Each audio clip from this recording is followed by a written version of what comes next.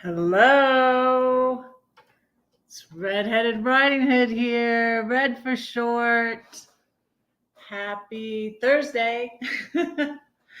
How are you all doing? I'm Redheaded Riding Hood. I'm a spoken word poet, musician. I travel a lot, and welcome to my live stream if you're new here. Mwah. How's everybody doing? I'm going to light the candle. I got my Mickey shirt on.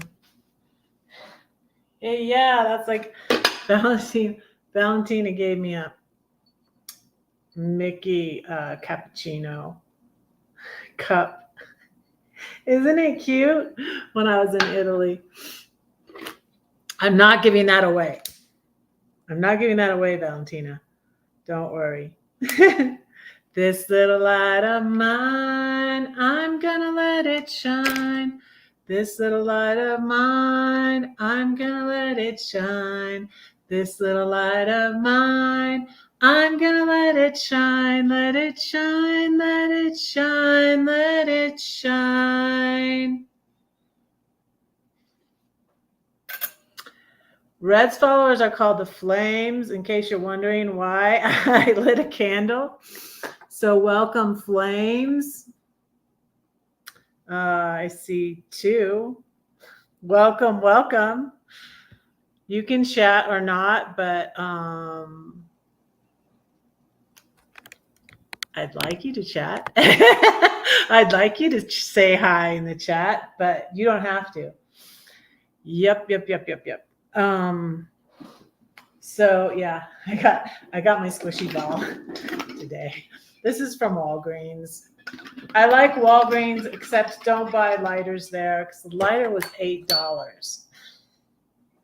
That was ridiculous. I don't know why the lighter was $8. You can buy $2, 2 lighters for $8 at anywhere else. Just about anywhere else. This ball lights up. Isn't it cool? I used to have a purple one, but then I gave it to Goodwill and I got a new one. I'm like, I want another one of those balls. Why did I get rid of that? This is Wolfie. My granddaughter was scared of him. I found him on the way to Philly. Hi, I'm Wolfie. Let me play my flute for you.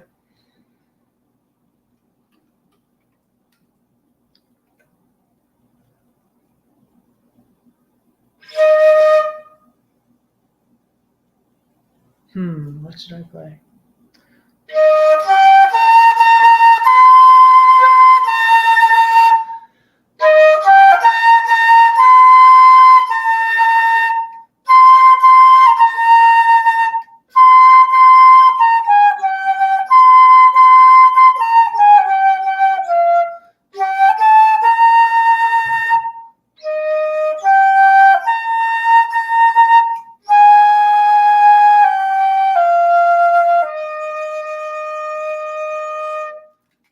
I have one watching now.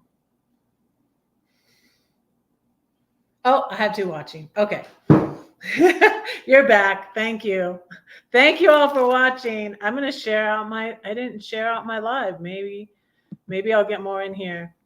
Because I used to get the most in here on Thursday. That's why when I went for once a week for a little bit, I what did this do this for? When I went once a week for a little bit, I went on Thursday because that was usually the most viewed time. So yeah, that's why I did that.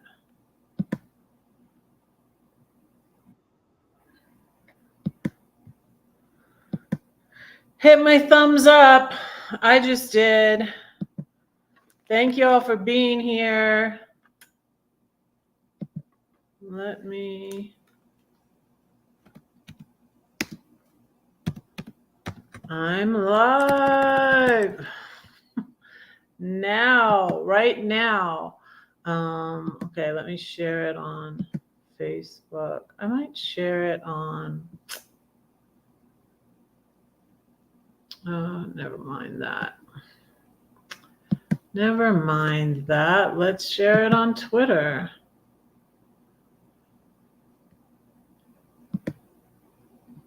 Let's share it on, I'm going to share it on Pinterest.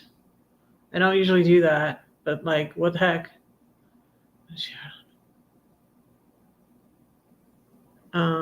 Let me go to, what thing do I share it on? Let's see.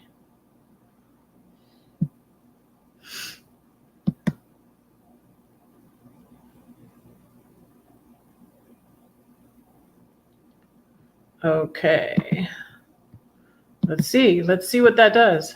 Let's see what that does. There's still nobody in my chat. Just because I said I'd like you to chat. Okay, never mind. You don't have to chat. It's okay, y'all. You don't have to chat. It's fine. It's fine.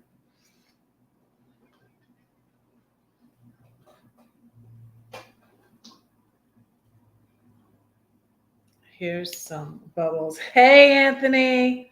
Hello, hello, hello. How's it going? How are you?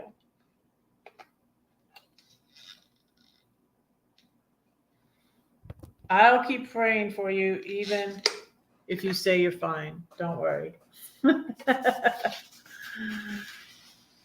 I shouldn't blow the bubbles onto my computer. Like, why? Why did I do that? Not a good idea. I'm good. I'm good. Learning to deal with stuff. Yeah. I'm learning. Man, I need to clean off my keyboard somehow, but now's not a good time. And I need to not blow my bubbles that way. I'm going to blow my bubbles this way.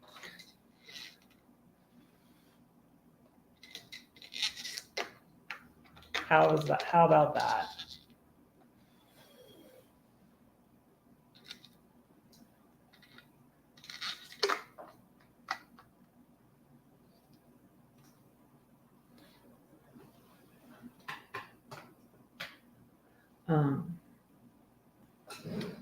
So let me pray so I can eat. I have my chicken parmesan and my gnocchi that I made on, I just heated it up. I made it on Tuesday night, and I have some carrots because I'm gonna have some onion dip. But it's my chicken parmesan, and I have the gnocchi and some broccoli. I cooked 3 pounds of chicken, and I haven't edited the video yet, but I filmed a video because I made chicken parmesan, and this is stuff I used to make for my family, my big family. Not gnocchi though. I usually would make regular pasta. I don't think my ex never suggested gnocchi, but I like it. I don't think I ever made gnocchi for my family, but regular pasta. Ravioli is what my ex liked. Ravioli. I would make ravioli. Not homemade ravioli, but ravioli from Kroger is good. Kroger's ravioli is good. So, yes. I haven't worn this shirt in a while, and I saw it, and I was like, oh, I put red on the thumbnail. Let me wear my red shirt. Let me wear my red shirt too. Oh, and I colored, like, if you notice that, like, this, when I get my hair cut and I get the sides shaved again, then this is all my natural color, but I colored it last night. Because I just waited a little bit this time, and it's going white. So yeah, so every month I get it cut because I like my short hairstyle and I like my hair this way. And so I get it cut every month, and then I usually get like a $7 or $8 box of color and color it again because this will be white. So yeah, that's what I do. So I'm gonna pray so I can eat. I haven't really. I had a piece of bread. That's what I had. A little piece of bread. My nose is a little bit runny. Dear Lord, thank you for this food. Thank you for all the good things you give us. Thank you for our blessings, Lord. We pray that you would be with the people in the Middle East, Lord. We pray that you would just work in that situation, Lord, and be with them. And my heart just goes out to them, Lord. This has been going on for so long, Lord, and I just pray that you would work, bring your peace, Lord. I know, and I thank you, Lord, that eventually there will be peace on earth, Lord. Just please be with us and help us get through these difficult times, Lord. Just please be with the people over there, Lord, going through this horrible war, Lord. So sad. But I thank you for this food. I pray you continue to heal those who need healing, and that you would bless all my YouTube followers, friends and followers. I pray these things in Jesus' name. Amen. Hey, Elsa. Hi. Hi. I have chicken parmesan and gnocchi that I made. I was cooking on Lindy's Live. Well, I put it in the oven right before Lindy's Live. I was cooking on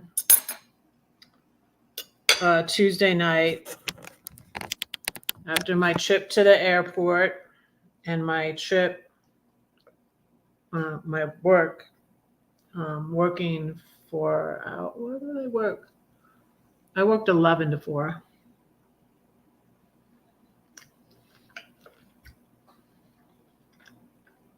It's good. Oh, I'm gonna put extra. I'll put some Parmesan on it. I haven't put Parmesan on it. It's funny. And maybe the recipe is different, but I've always made, it's funny because it's chicken Parmesan. It's called chicken Parmesan, but I always make it with mozzarella. And now I'm putting Parmesan on it. But I think probably the recipe does call for Parmesan and Parmesan and mozzarella.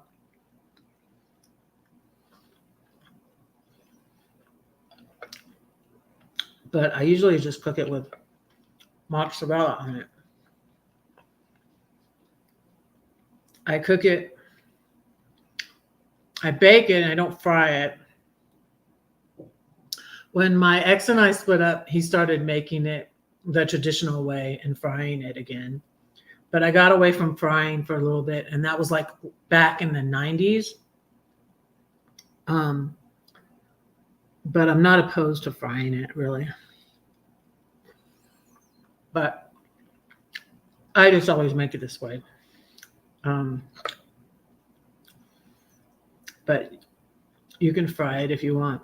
I'm not opposed to frying it.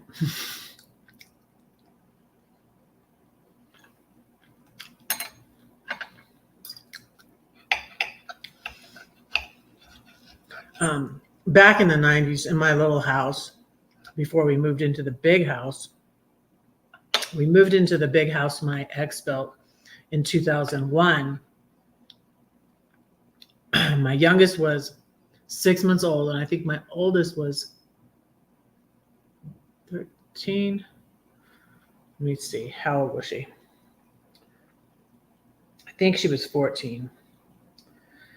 We moved into the big house in 2001.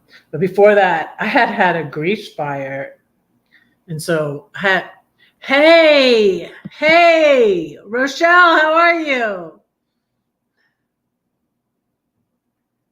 Yeah, Romano. Yeah, that Romano would be good on it too. Good to see you. How are things going? How are things going? Are you liking it better down there since it's cooled off?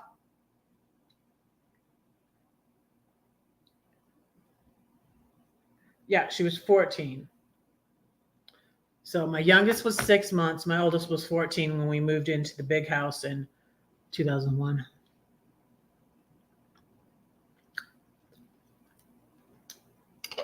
So I had a grease fire. That was one reason.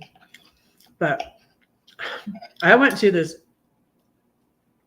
went to these Christian diet things, right? So this Christian diet thing at my church, at my Baptist church, when we first started going to the Baptist church, which was 1990. I was in the Baptist church from 1990 till 2015. So, hey, it says pre-retirement days. Okay, I thought it's a pre-retirement when you came in the other day. Pre-retirement days, comfort foods, and more. Hello. Welcome to Reds. Hey, Van Gal, how are you? Good to see you. I'm having chicken parmesan and gnocchi and broccoli. And yeah, I was gonna I have some carrot. I have some baby carrots here because I have some onion dip.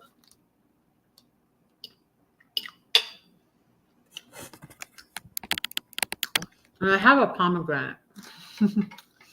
Maybe I'll have that for dessert. Pomegranates are out. These used to grow in the valley where I'm from in California. We used to go pick them. Love pomegranates. But they're kind of difficult to eat. So this is my onion dip made with Lipton onion soup mix and sour cream. Lipton onion soup mix and sour cream. It's good.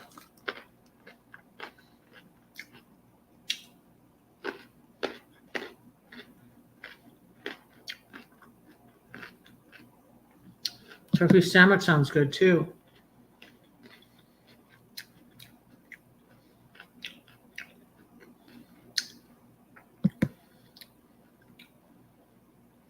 Got all settled in. Looking for temporary work help with. The job is good. I'm not working a lot of hours, which is good for me, actually, you know.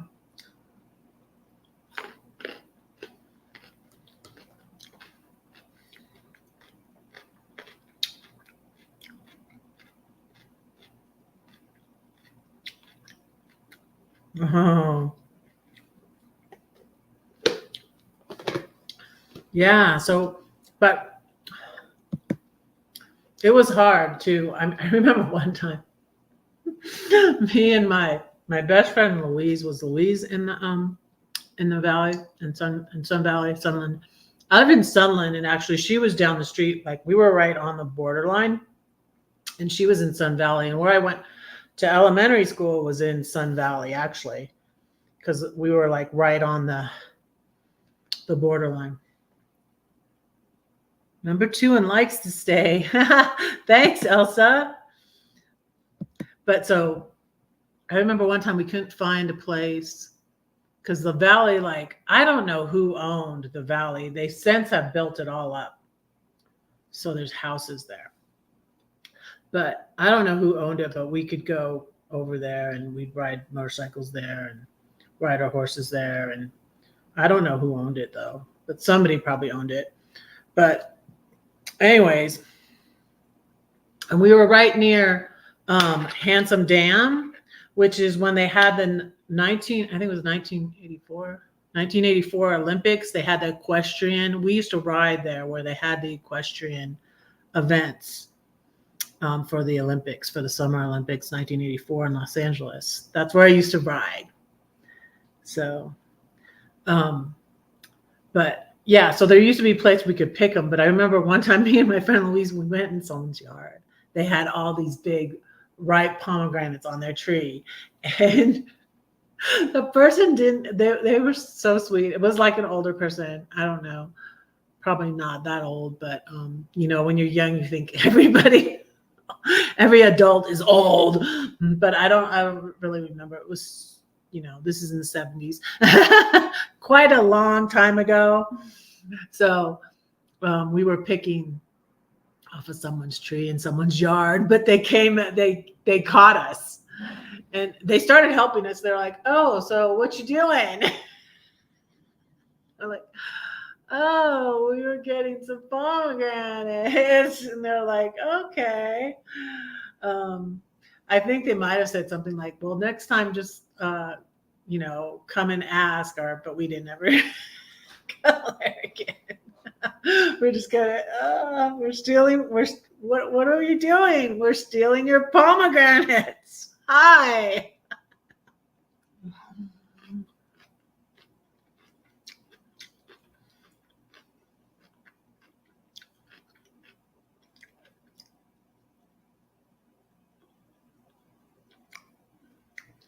So my job is very easy. I'm not working a lot of hours, which is fine. You guys, I was thinking like, oh, I need to get 2 jobs. I'm used to doing my own thing. I'm not going to work 2 jobs. I don't need to. That's me being fearful again. You know, God's been so taking care of me. I can't even explain it to you guys how much, like, you know, I've been taken care of way more than I expected. So you guys, I did way better in my divorce, and not that it was really that nasty. We did a mediator, you know, and all of that. So I did way better in my divorce than I expected. I got way more. I wasn't expecting to get anything from my dad when he passed. And yeah, God is so good at providing. Yeah. The Lord is providing in all ways. Taking it one step at a time is always wise. Yeah, exactly. Exactly. Oh, pink grapefruit. That sounds good. Yeah, I'm going to take apart this pomegranate. It's interesting, but they're good. They're very good.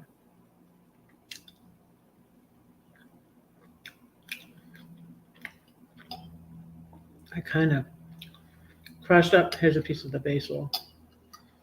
So someone left basil at work Monday. And that's why I decided I had the stuff already to make the chicken parmesan. And I had chicken defrosted. And I was going to make chicken cordon bleu. But it was 3.3 pounds of chicken. So almost 3.5 pounds of chicken. So I made both. I made chicken parmesan and chicken cordon bleu. And I'm filmed, so I'm going to edit a video. So that should be good. Because you guys, YouTube can be a lot of work. I mean, and I'm wanting my YouTube to take off. So I'm like, this is fine that I'm not working a lot of hours because I'm going to be working on my YouTube and my writing. I need to be working on my writing. Definitely. I have not been writing as much lately as I need to be. So pray with me about that. I like gnocchi. You guys like gnocchi? That's chicken. You guys like chicken parmesan? So, as I was saying, I got this recipe years ago. I've been making my chicken parmesan this way for years. I got the recipe when we started going to the Baptist church, and I went to this diet Bible study thing. And because I always thought I was fat when I wasn't. I think I weighed, I was probably at my goal weight, what my goal weight is now. I probably was at 180. I maybe was at 185 or something like that. So it's weird how it gets different when you get older. Like, you guys, when I had my first child, I was 185, 9 months pregnant. That's insane. I weigh more than that now, right now. But yeah, I was 185, 9 months pregnant with my first child.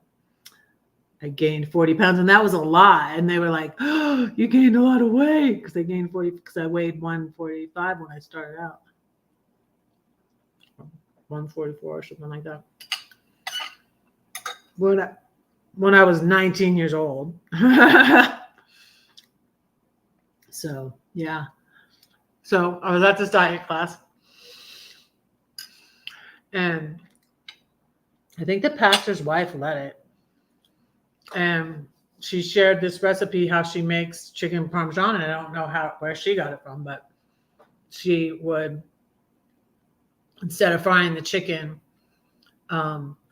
slice it thin. I don't know if she beat on it, but I did. To make it, you may make it tender, make it. My ex wanted it, like everything. He was just so particular about everything. He wanted it really thinly cut. I would make too thick pieces of chicken. He was just so particular about everything. This is why I'm such a good cook, though. And it's because my ex was so particular, and I was always trying to please him. And so that's why all right. Everything happens for a reason. It's like, thank you. Thank you very much. Thank you very much. So anyways, she would, cut it and then dip it in the egg and dip it in breadcrumbs and bake it. And so that's how I've been making it for, 30 years. So yeah. Yep, that's how I've been making it for 30 years.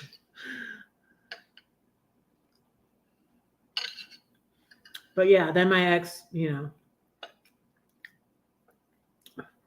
was like, I don't like, and then he was like, I don't like it that way. Now he wants it fried. So everything was a competition with him. So he would cook, and you're saying, oh, that's so nice. He would cook for you, blah, blah, blah, blah. But he was like, I can do this better than you. That was his thing. So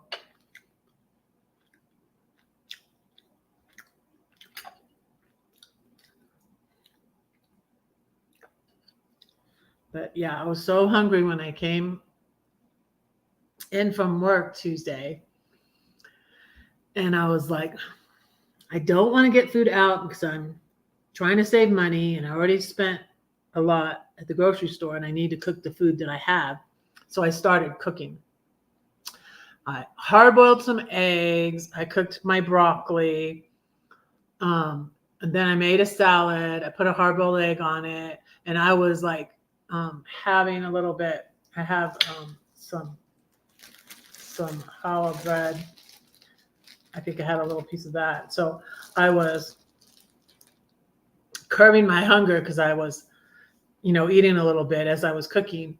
And so after I made the salad, I was like, I'm going to save this salad for tomorrow's lunch live. And I covered it up and put it in the refrigerator.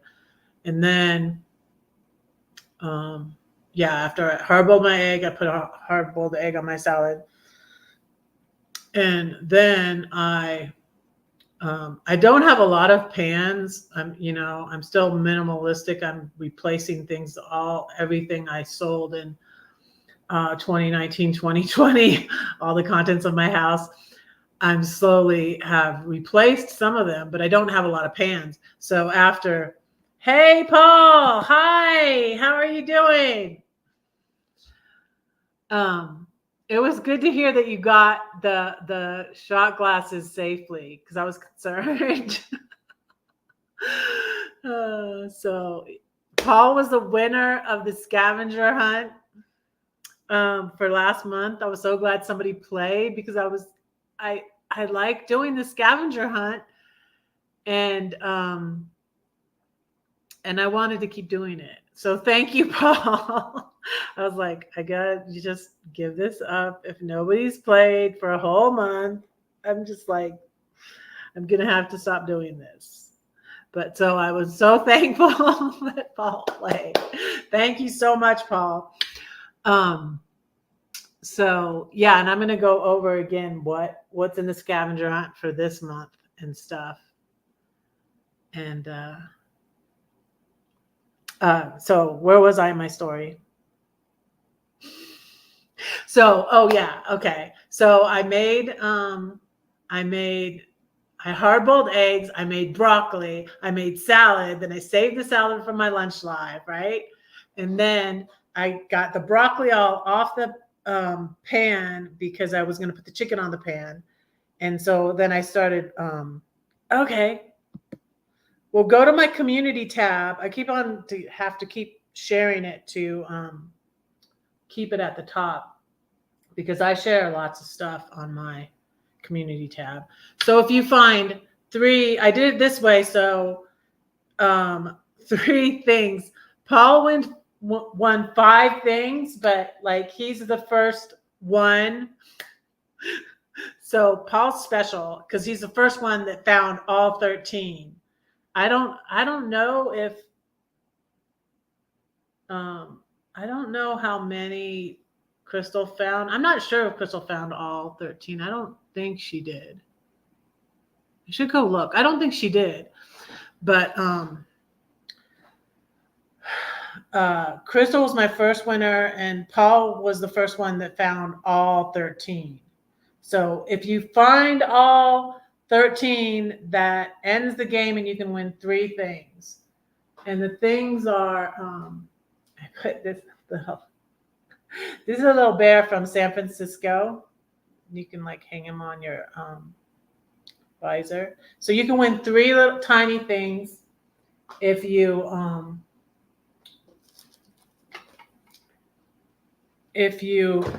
find all 13, and that ends the game though. So I have Little Bluebird of Happiness. It's cute. That's from Julian, California. My mom got me one of these. That's why I saw it. And it's like, oh, I want to get that.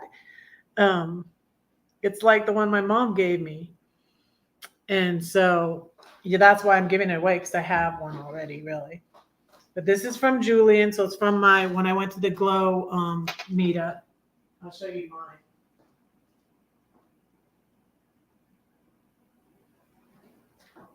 My mom gave me so many things, and my mom had so many things like me that I couldn't keep them all when I downsized. But anything that was tiny like that, my mom gave me that many years ago. And so that's my Bluebird of Happiness. So I want to give you a Bluebird of Happiness. And I just found this channel. Positive Bluebird. And she's in Colorado too, and she has red hair. And it's a great channel. And her birthday's the same day as mine. This is a little owl from the redwood forest in California. And this is a little elephant from the redwood forest in California. This is the little elephant necklace. This is from a antique store in Byron. See that? Isn't that cute? I think it's so cute because it has the little thing to go in it. And I have an adapter for the UK. In case you're going to the UK, I recommend you get your adapter before you go. So what happens to red doesn't happen to you. Here's the adapter. You're going to the UK. So there's 13 tiny things. That's because my birthday's on the 13th. I have a Duncan yo-yo. I have a spirograph. I have pad and paper from Britain, from the UK, London. I saw this clock. Here's a puzzle box. This is from Hobby Lobby, just in Hobby Lobby in St. Louis. So I do have something from St. Louis. This is from Hobby Lobby in St. Louis, and it's tricky, but I figured out how to do it before. And then I have a bag from Abbey Road Studios in London, Yellow Submarine. I got a lot of stuff there. I'm keeping my Yellow Submarine nightlight. Isn't it cool? I gave the coloring book to my friend Judy. She loves the Beatles. So, isn't that cool? It's a little bag to carry your stuff in. I think that's it. There's 13 items. Oh, the little sheep. This is me, the little sheep, the little lost sheep. The little lost and found sheep. He left 99, left them all behind to find me.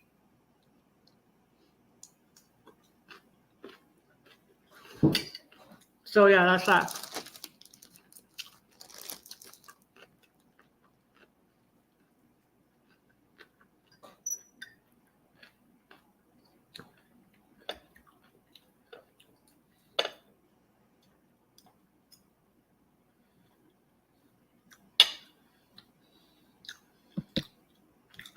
It's on my community tab. It's been on my community tab, and I've been mentioning it. Paul probably got sick of me whining about it, so he's like, let me play. So Red will quit whining about this. I was gonna cry. Somebody please play my game.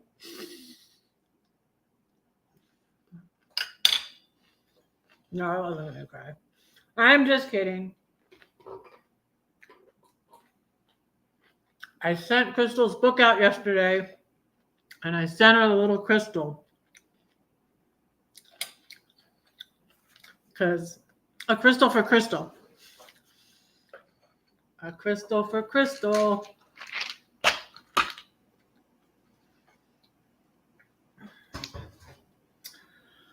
So, wow, it's 1:45 already. I'm going to take my vitamins. I have this tea. This is very good. It's half the Crystal Light type tea. I'll show you. The peach kind, it's very good, but it's like Kroger brand. Let me show you. Oh, if I can find it. Wait, let me find it. Right in front of me. Duh. Okay, so it's half of this so it's not too sweet, and then it's half the brewed Tetley tea. And I don't have any ice in it, but it just was in the refrigerator, so that's what my tea is, and it's good. Because I don't like it too sweet. I don't like it too sweet.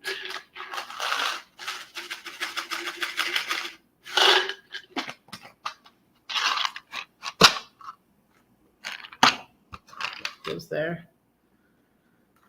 So thank you all for being here. 7 watching now.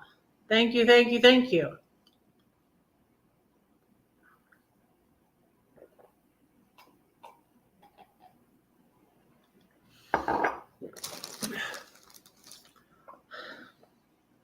Let me see if I can do this now. This is my pomegranate. I need to get lots of napkins out for this.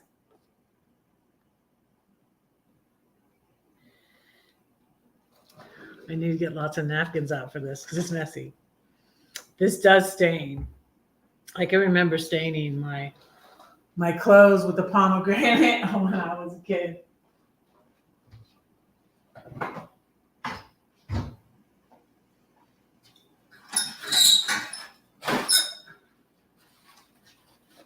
Okay, I'm getting a knife. But it comes apart in like sections, so I don't know what the best way to do this is, actually. I usually cut it first, though.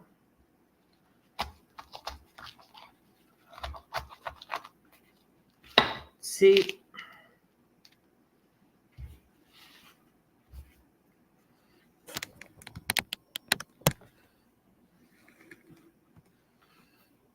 I wear an old large pink shirt when I eat those things outside. That's a good idea. My mom used to send us outside with a watermelon, and that was a good idea.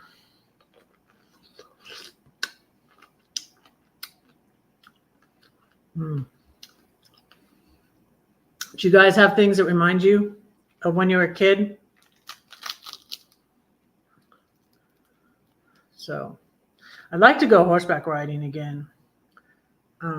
That's what I used to do with Louise too. That would definitely remind me of being a kid. Haven't done it very often as a grown-up, but we used to ride all the time. Speaking of Handsome Dam, where I said we rode horses, I broke my leg on Louise's horse in 1978, right before we were moving.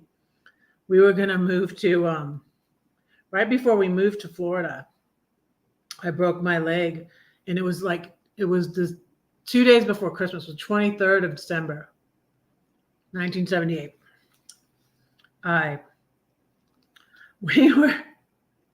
Me and Louise were riding in the Handsome Dam as usual. There was a river, and I think it was her horse. Her horse. She was riding my horse. No, they were all her horses. I didn't have any horses. But her dad said that the gray horse, who was named, was interesting because it's named Traveler after Robert E. Lee's horse. That was my horse. It was a gray quarter horse. I was on a different horse they had that he wasn't trained as well. He would lie down,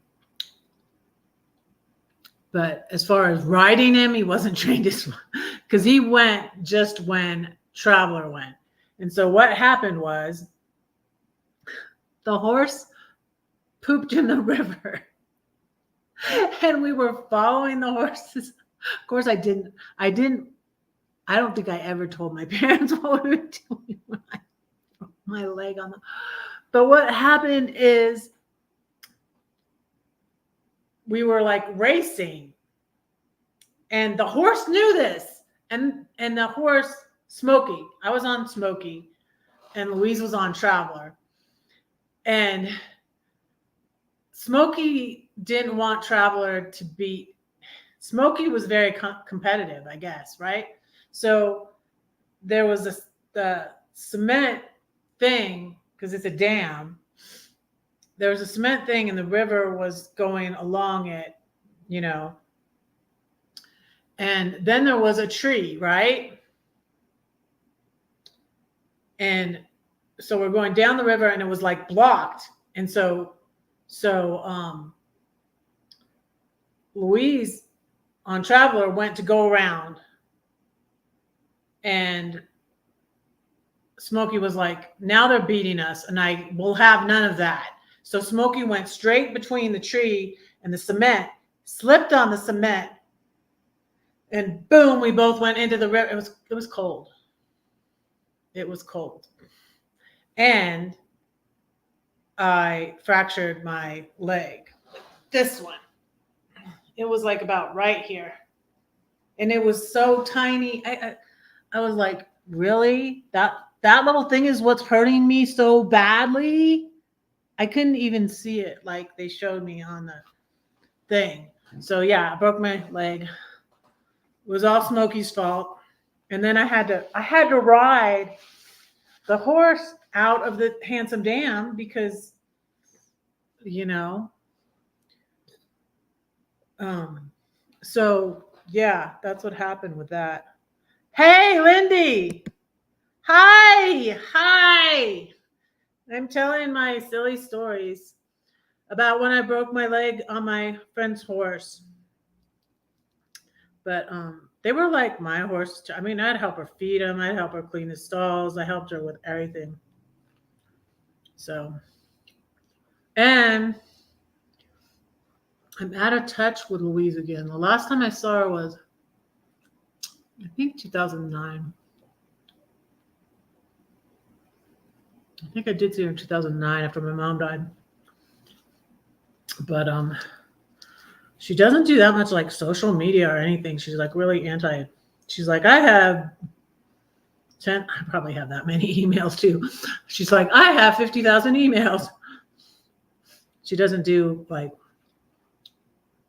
social media stuff that much. She's not on Facebook and all that. So, new large white shirt reds wearable art. Print a poem on it. And that's a good idea. This is a good idea. Wait, let me click on your comment. New large white shirt reds wearable, print a poem on it. One of a kind, just like her. Oh, that's sweet, Elsa. Thank you. That's a great idea too. So I decided the thing I say at the end is I decided to say something at the end, like a catchphrase. And so it's from my storm poem. Like, that's why I say at the end, don't say that no one cares for you because I do and God does too. It's from my storm poem. So that's why that's kind of become a theme. And the poem is about prayer. So that's become a theme. And I feel like it's a good subject. It's a good theme, and it's a good focus. It's a good thing because a lot of times there's nothing we can do. And when there's nothing we can do, there's always something we can do, which we can talk to God. So, yeah.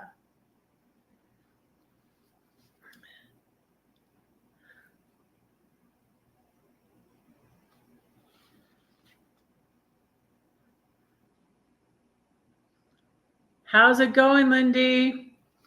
Yeah, I just comment. I usually don't leave such a long comment, but I was talking about my dad. Lindy just had done a video. I don't know, when did you do that video? I'm always behind. I'm always a little bit behind, but right on time for me. I don't know. But I just watched Lindy's video updating about her cataract surgery. And so I was telling her about my dad got cataract surgery. And then he was excited because he didn't have to wear his glasses. But of course, it didn't last forever. I think he eventually had to wear them again. I don't know. I don't know how long it took, though.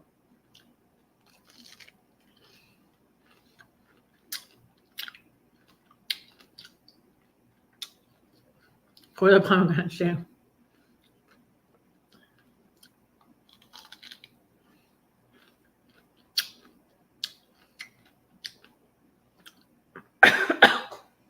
Do you like pomegranates, Lindy? They're a lot of work to eat. They are. But I like them. I like the palm juice. Gladys used to get it. I didn't used to get it, but I started getting it sometimes because of her. I think something she read or something. I always get spam calls from Georgia, but I know it's a spam call. I still have a it says spam risk. I still have a Georgia number, and so whenever I get a Georgia phone call, I'm usually like, pretty sure it's spam. Or one of my boyfriends in Georgia, which I would consider spam too. I'm sorry, don't want to talk to you. I'm not even that way anymore. So, yeah.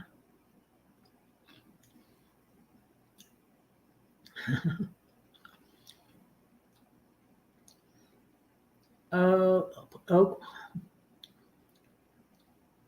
should be about eating pomegranates and stains. I could write a poem like that.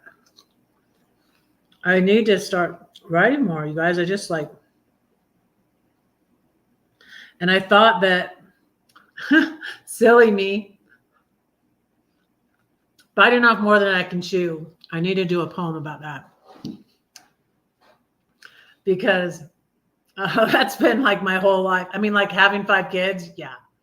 Like marrying who I married, that was biting off more than I can chew. I was just thinking about that also. Like me and my husband, it's like,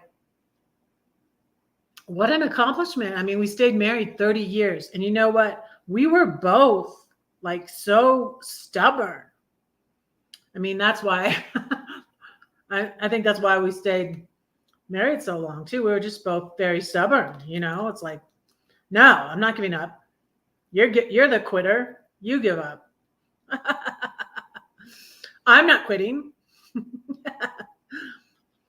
Do whatever you want. That's what he'd always say. Do whatever you want. Do whatever you want. Yeah, right. Then I'm going to pay for it forever. That was funny. It's funny. So you guys, I'm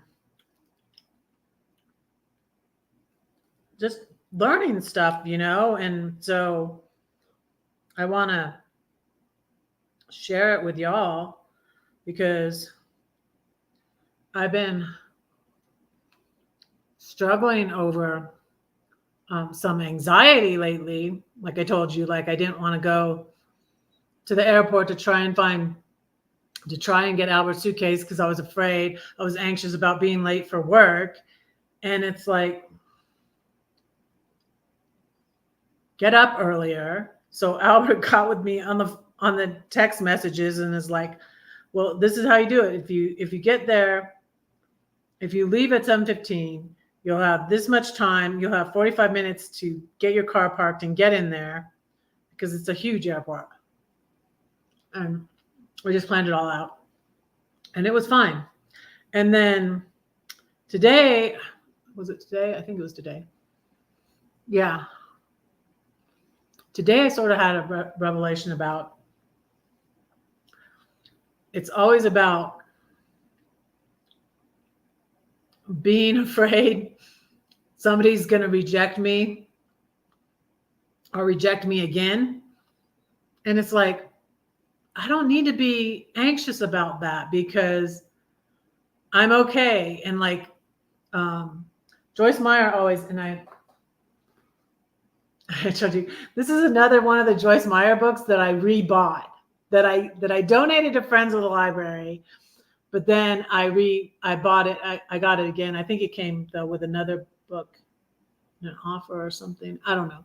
But anyways, this is a really good book, but it's about speaking the word. So Joyce Meyer says like that she had to go through saying over and over again, God loves me. God loves me. Like she's like, I recommend you say this to yourself every day. God loves me.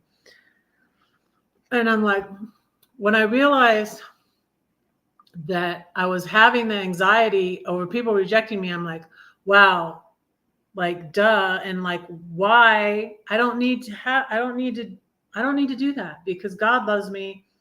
And it doesn't matter, if people reject me. I'm getting over that because, you have to get over that and have boundaries. You can't be a people pleaser because it will ruin your life. It will take over your whole life and you can't ever do it. I mean, that's what I did for 30 years trying to please my husband. And while it was okay because I did need to be there for my kids. And, it was God's timing. I think it was just God's timing because my youngest turned, our divorce was finally final in 2018.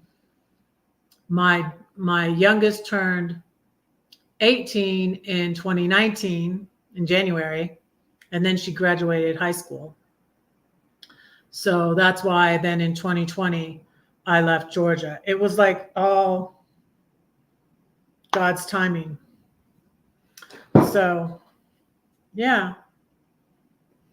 God works everything for the good of those who love him and are called according to his purpose. Romans 8:28. I believe that. I've seen it over and over again in my life.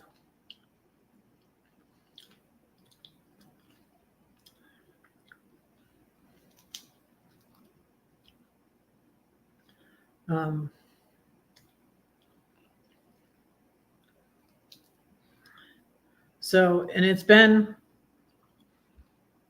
tricky with my kids because I'm not talking to some of them, and then some of them I am talking to, and those kids are talking to the kids that aren't talking to me. And so I have this constant like thing, and it's been like,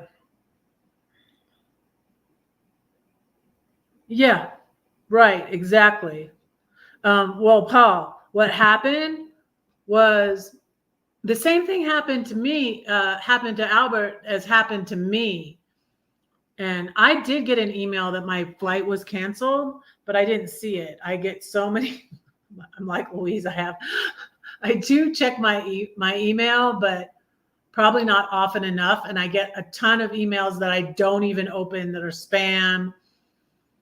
That I've been trying to lately like sort things out, and I'm like, I need to, unsubscribe from this list and that list because I'll sign up for all these lists and then I'll get all these newsletters in my email that I don't have time to read, and it's like, I don't read them.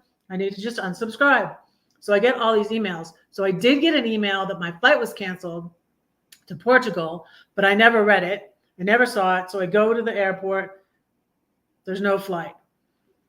And it was with Lufthansa and United, because they're together. They're like, I want to say in cahoots. They do business together. So that's what happened to Albert, and his flight was originally Air Canada. So they put the Air Canada tags on his luggage, right? Then they're like, your flight is canceled, but there's this one with United. So they so United saw the tag on his bag that says,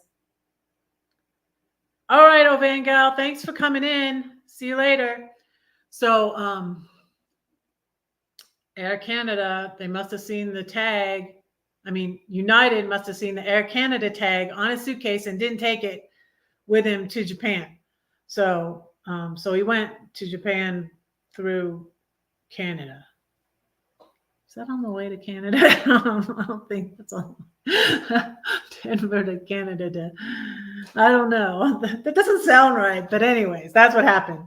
And so he had an Apple tag on it, and it was still in Denver. He's like, "It's still in Denver. Can you go get it?" And then I was like, "You know where it is. It's fine." And I was like, I'm having all this, and I'm having this. It's debilitating and it's annoying, and I have got to stop. In Philippians 4, it says, "Be anxious for nothing, but in everything by prayer and supplication with thanksgiving, let your requests be made known unto God. And then the peace of God, which surpasses all understanding, will guard your hearts and minds in Christ Jesus." So the thing that's going on that's causing me so much anxiety, I said, is, I've been saying a family member, but it's one of my kids that I'm concerned about. But, me being all anxious about it is not helping this person either. I really cannot help him. All I can really do is pray, and I keep giving it to God, but then I take it back, and I'm, and as I was having anxiety about that situation, I even told my boss to be, or it wasn't really, it was depending on me passing the course, but I was having so much anxiety, and I'm trying to pass this shallow water lifeguarding course, and my other child's about to have a baby, and I had all this stuff going on, and I was just like, you guys, that was like another miracle in my life that I passed that course, because I was like, having all this anxiety, and oh my goodness. So it was like another miracle that I passed, and now I'm like, that was so unnecessary. Like, I needed to give it to God. It's one thing to know what to do, but it's another thing to do it, like, give it to God and leave it there, Red. Leave it with him. He can take care of it. So I listened to another sermon, and I haven't listened to this guy in years, Charles Stanley. You guys, my Bible study teacher. I used to go to this Bible study teacher who would come to Warner Robins from Atlanta every week. Yeah, she would do a Bible study Thursday. I think it was Thursday night, Thursday evening, and Friday morning. She would do a Bible study in Warner Robins, and she would come from Atlanta. She went to Charles Stanley's church.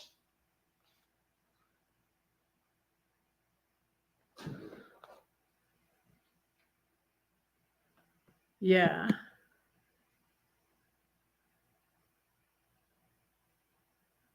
Yes. Yes. Never compromise for the sake of peace. Yeah.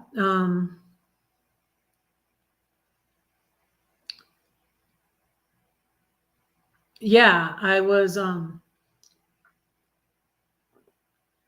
needed to not be so, I apologize to Albert. I'm like, I am sorry, but I was up until like 2:30 a.m.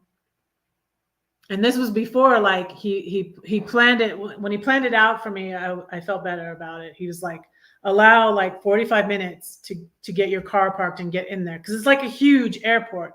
And then when I left there, but I left there, I left early enough that the manager wasn't even there yet when I got there. So I had to wait a little bit for the manager to get there. But I found this woman, and she was really, really nice and really, really helpful. And yeah, she was great. And we, had Albert on the phone, had Albert talk to her, and then they found it. It was awesome. And then um, he had to like send his license and send. They didn't ever look at my license, but they said he had to authorize me to pick up his suitcase. And then they turned on this whole carousel for his one suitcase. I'm like, okay, they're turning on the whole carousel for just your suitcase. And so I got the suitcase, and then it took me a long time to find the car because the parking garage was so huge. And then I have a terrible sense of direction. I headed towards the east parking garage, and I was like, oh wait, that's not the right way, because it says this way the east parking garage, and this way is the west parking garage. I'm just pointing. I'm not. So yeah. But yeah, it's another thing that I'm trying to have some balance and be like, and not be too clingy with my kid, because I can tend to be too clingy with my kids that are talking to me. And it's like, why won't you FaceTime me, or, and it's just like, I need to chill. They're grown. They can have their, I'm glad they're talking to me, and,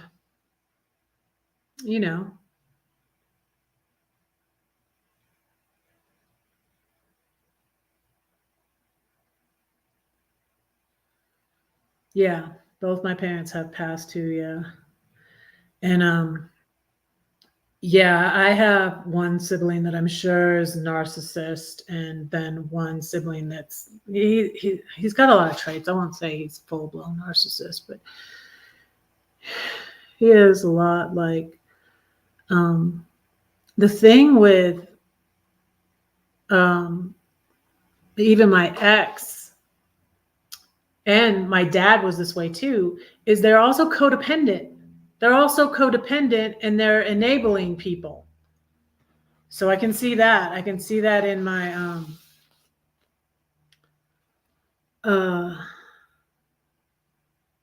yeah. Accumulate, my kids are MIA also. And unless they need something, yeah. Yeah. Yeah, so it's not all of my kids. So it's just like with some of the kids, and then, my head can go crazy with about like what's her sister saying to her about me. And then I feel like I made this mistake, and I want to I'll go ahead and say it here. Because I said it before, and I did it before, but it's just like the situation with one of my kids that really needs help. Just it so upset me, and I love my child, no matter how he's treated me, I love my child. And so I contacted my ex, and I really don't think I should have. Just like I said, I contacted my ex when I got locked out of my RV, and it turned out fine. And both times, this time too, I got information from him that I wasn't even getting from my child that I was talking to. So, because I was in contact with 3 of my kids, and then 2 of them weren't talking to me. But now I'm only in contact with 2 of my kids. So it's difficult. And then you sit there and think, well, what is her sister saying to her about me? And, oh, she didn't, call me back. She didn't text me back right away. She must be mad because her sister said something about me, or, what's my ex saying to her about, and I just, and it's just like, I'm not doing this. I'm not doing this anymore. And I've realized learning to meditate and on God's word, and just meditate. I used to think the Baptists used to be down on, getting down on all the other things that people talk about like meditation, like, oh, that's new age, that's evil, and blah, blah, blah, blah, blah. The Baptists would say everything is evil and speaking in tongues is evil and all this stuff. And you just were in this little box and you just couldn't get any help with any of these things that were available to you. Now I sometimes pray in tongues. I don't do it that much, but I feel like it's helpful. And it's like almost meditating. I have since let go of all this. I'm in a very good place since. Yes, since I've been, and it's been like gradual. I've gotten better and better. Like when I was away from God, it was horrible because I got rid of the boundaries I had, and some of them maybe needed to change a little bit, and maybe I needed to loosen up on a little bit. But just, I feel like I threw out the baby with the bathwater, and I needed that faith. And now I see my faith as a much more practical thing, not like, oh, I got to be good because I don't want God to be mad at me or anything. And oh, I got to save all these people from hell, so I have to be a good example. I have to be a good, perfect example. I was so legalistic. I was, and now I don't care as much what people think of me, because people are gonna, haters are gonna hate, gossips are gonna gossip, people are gonna talk, people are gonna judge you without even knowing you. Gosh, you can't even, that's one big thing. The whole YouTube bullying thing taught me so much. It was invaluable, and I couldn't have learned it any other way. Hey, Ronald. I went over there, like, I don't think they went live today. Did Roy and Becky go live today? So I was watching yesterday, their yesterday's live. Just got up. Blessings from Iowa. That's my family and friends, YouTube family. Becky. Yep. Well, it should be good. Yeah, see, it's not, see, that's what, yeah, the meditation is helpful. And so, like, in the morning, you guys, sometimes, because I used to be on blood pressure medicine and I'm off of it, thankfully. I am thankful for that.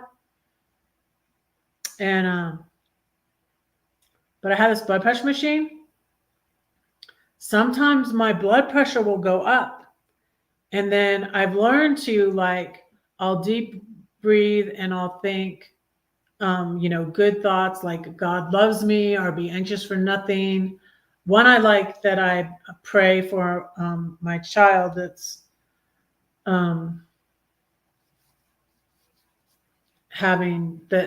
that's had difficulties in the past and going through stuff still. I pray 2 Timothy 1:7. I think it's 2 Timothy. See, either 2 Timothy or 1 Timothy 1:7. God has not given us a spirit of fear, but of power and of love and of a sound mind. And so I'll take my blood pressure again. My blood pressure may go up a little bit high. I'll breathe like that. Think good thoughts. And then my blood pressure, I'll take my blood pressure again and it'll be down. It'll be normal, which it hadn't been for a little while. But I wasn't taking it that often before though either, so I don't know. But yeah, so I noticed that. And so good morning, Ronald. Good morning.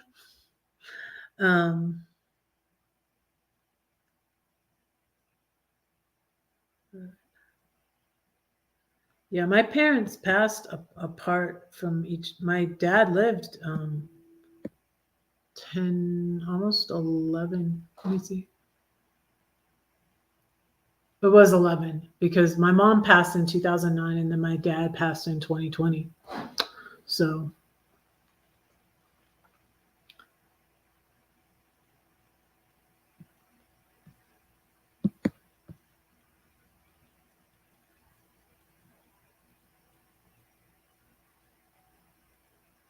Most, you mean the children? Most people are too. Most people are struggling to like themselves. Yeah.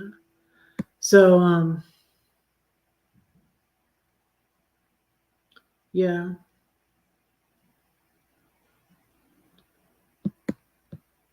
Yeah, don't worry what people think. Um, yeah.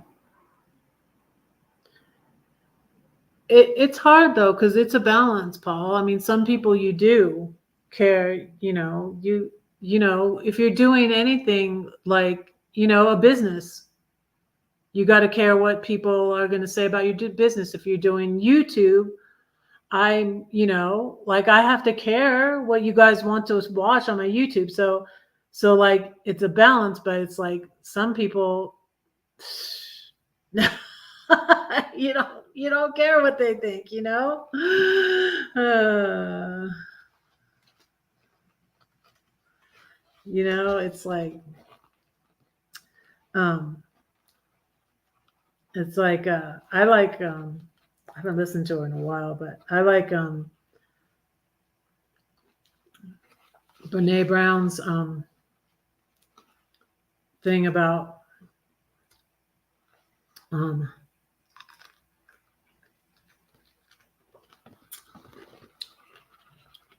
she quotes a Teddy Roosevelt quote. It's not the critic who counts, but it's the man in the arena. Yeah. I did a whole blog post on Teddy Roosevelt called The Strenuous Life. I don't know if I put that back up or not.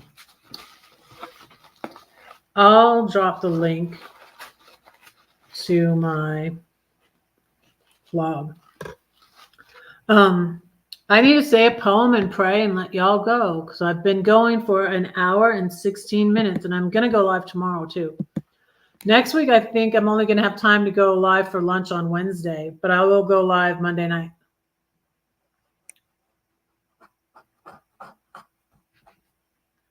I got pomegranate on my computer. Darn it. Ah.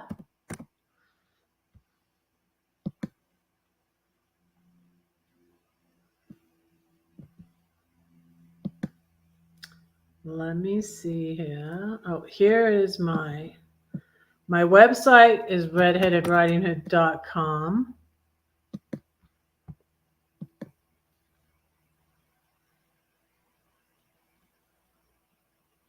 Yeah, God knew 2,000 years ago what we'll be doing now. That's true. Ronald learned to drop his link. Good job, Ronald.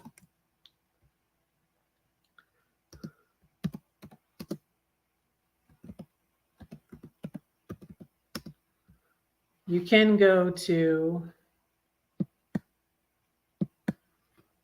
my blog from my website, but there's my website. And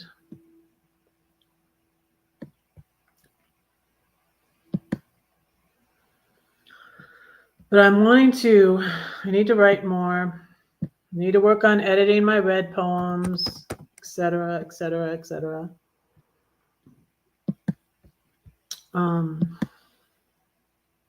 None of my business what others think of me.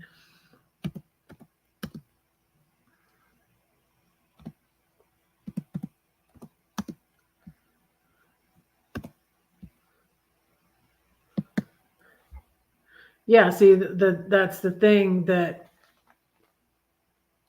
some people, I mean, you can't not care at all. I mean, we need each other. People need people. I mean, that's why it was so hard to be put out of this. And then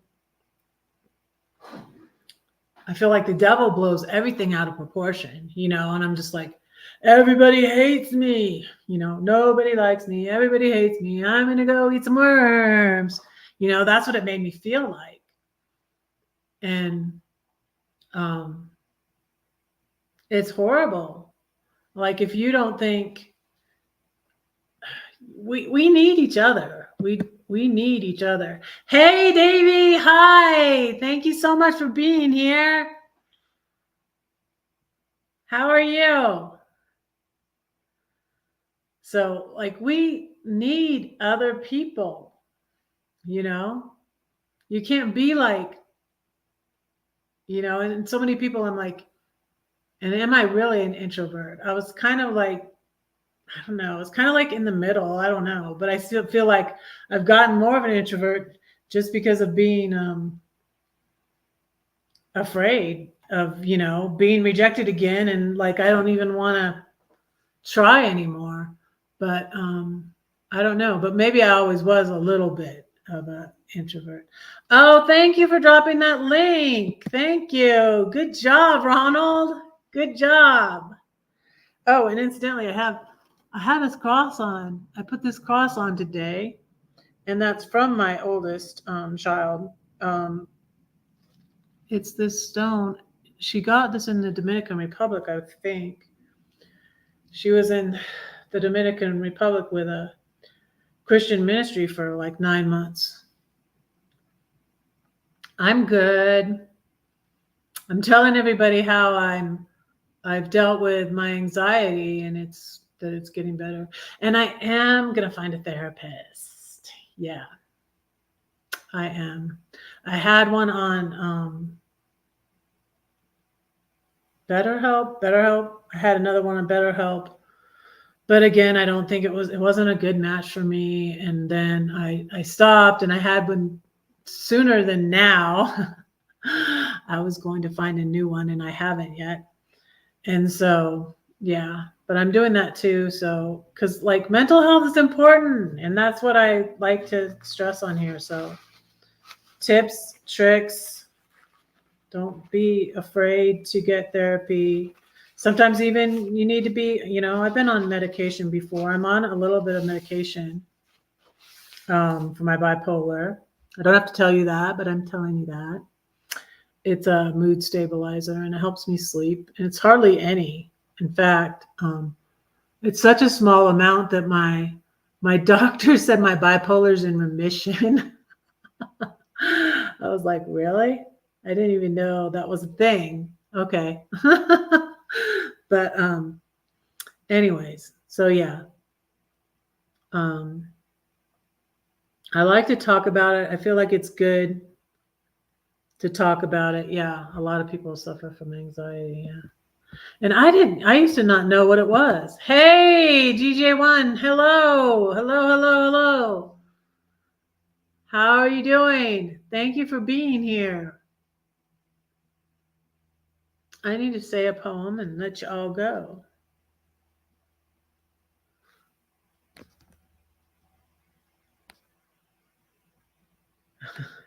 Yeah, this one.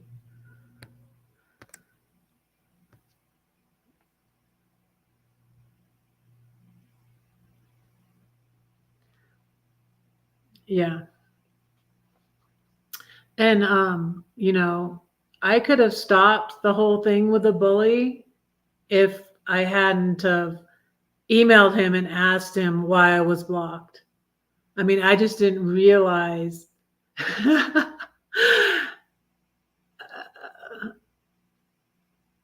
I didn't realize where. I suppose I gave him the benefit of the doubt. I thought he had a reason, but he really did not have a reason. He like answered my question with a question, and it's just like it just went south from there. And it was just like if I had just ignored, like I didn't notice for 4 weeks he had me blocked. Like all these people that bullied me had been I had thought were my friends. The bully used to moderate for my channel. He had been up on my lives. Um, the one I was crushing on had been my moderator too, but he was too all that to ever come up on my live, and he never. I wanted him to, but he never would come up on my live. I would only go up on his live because he was all he. They're narcissists. I'm sorry.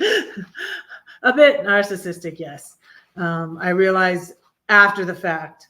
But anyways, yeah, if I had never even, that all could just have faded away. But I wouldn't have learned the great lessons that I learned from it all. So it was like we learned stuff. So yeah, that's what I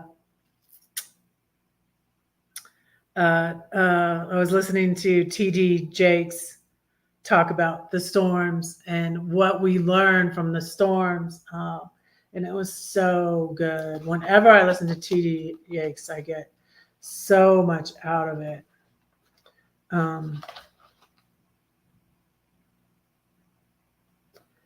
Oh yeah.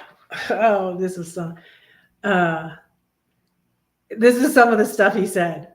I jotted it down. I learned it while they were lying about me. I learned it while they were talking about me like I was a dog.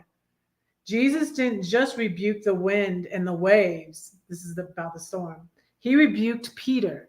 Why did he rebuke Peter?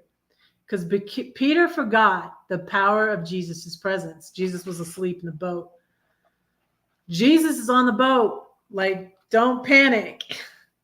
This sermon is called Steady in the Storm. I dropped it in the link.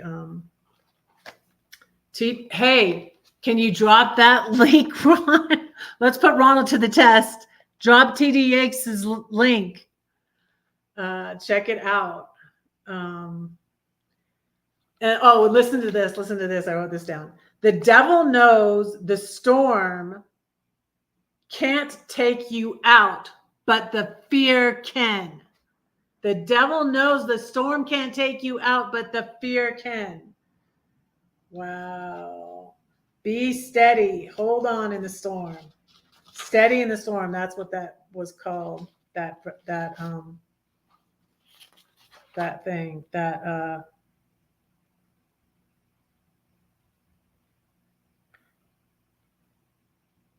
Every storm that comes your way, you are not supposed to fix.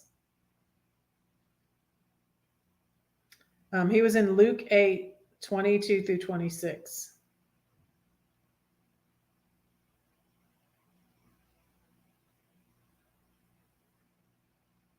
So yeah, it's good. It's good stuff. So,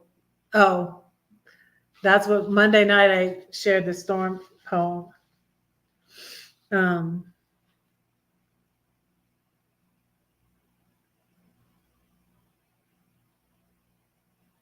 Inkling that thinking. When thinking. Sometimes you overthink stuff. Is that what you mean, Elsa? When thinking, best be inkling that thinking.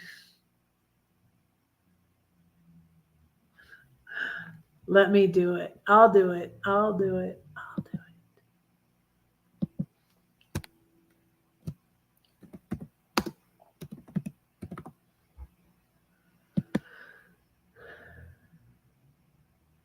He's only got 2.67 million subscribers.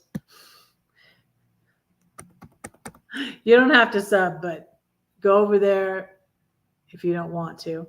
But I am subbed. It's a great channel. That's why he has so many. Gotta have cap locks on.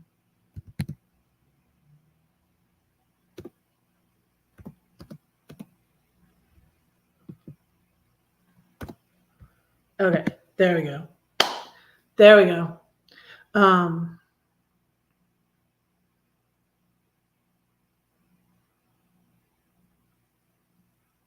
Yeah, so great sermon. Let me do the elephant poem. Yeah, I just did We Are Our Own True Enemies. That's true. That's true. I'm gonna say the elephant poem. How about that? I just did the storm one on Monday night. And Monday night I shared the link to the exact sermon. This is my book that you can't get that I'm going to pray about me finding another publisher, me doing this with a new publisher that will pay me my royalties. They took it from me. It's that good that they stole it from me. So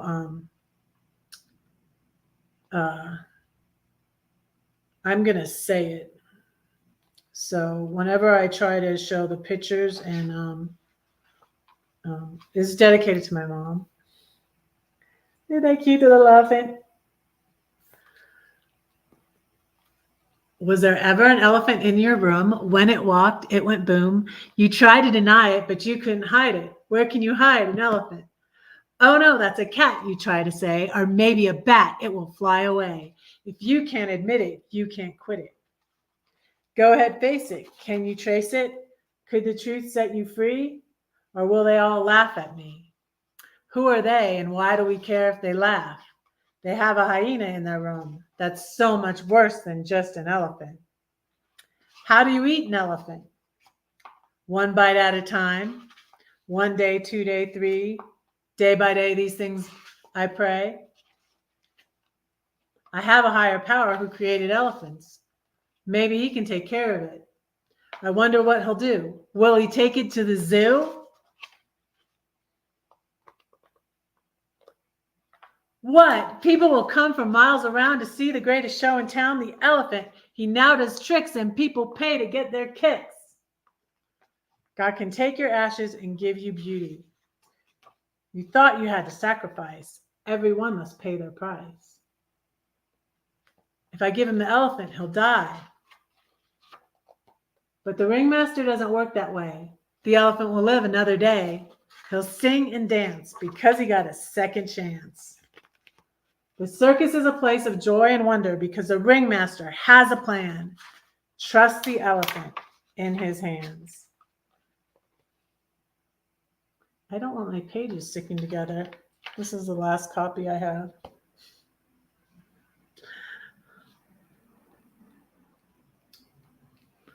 There are used copies for sale online.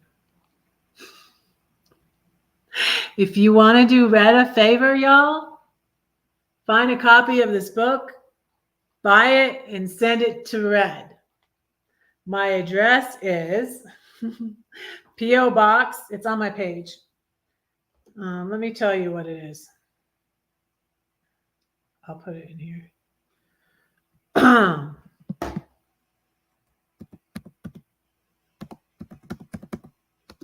Whoops. I keep forgetting the cap locks is on. Okay, let me turn that off. Red Riding Hood. It's P.O. Box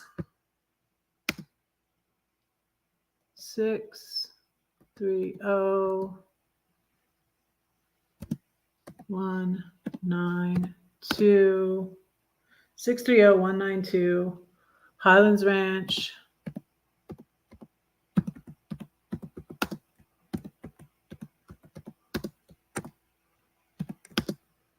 uh, 80163.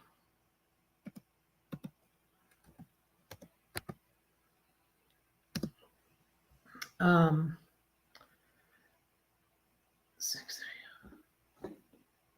630-192. I want to make sure this is right. Okay.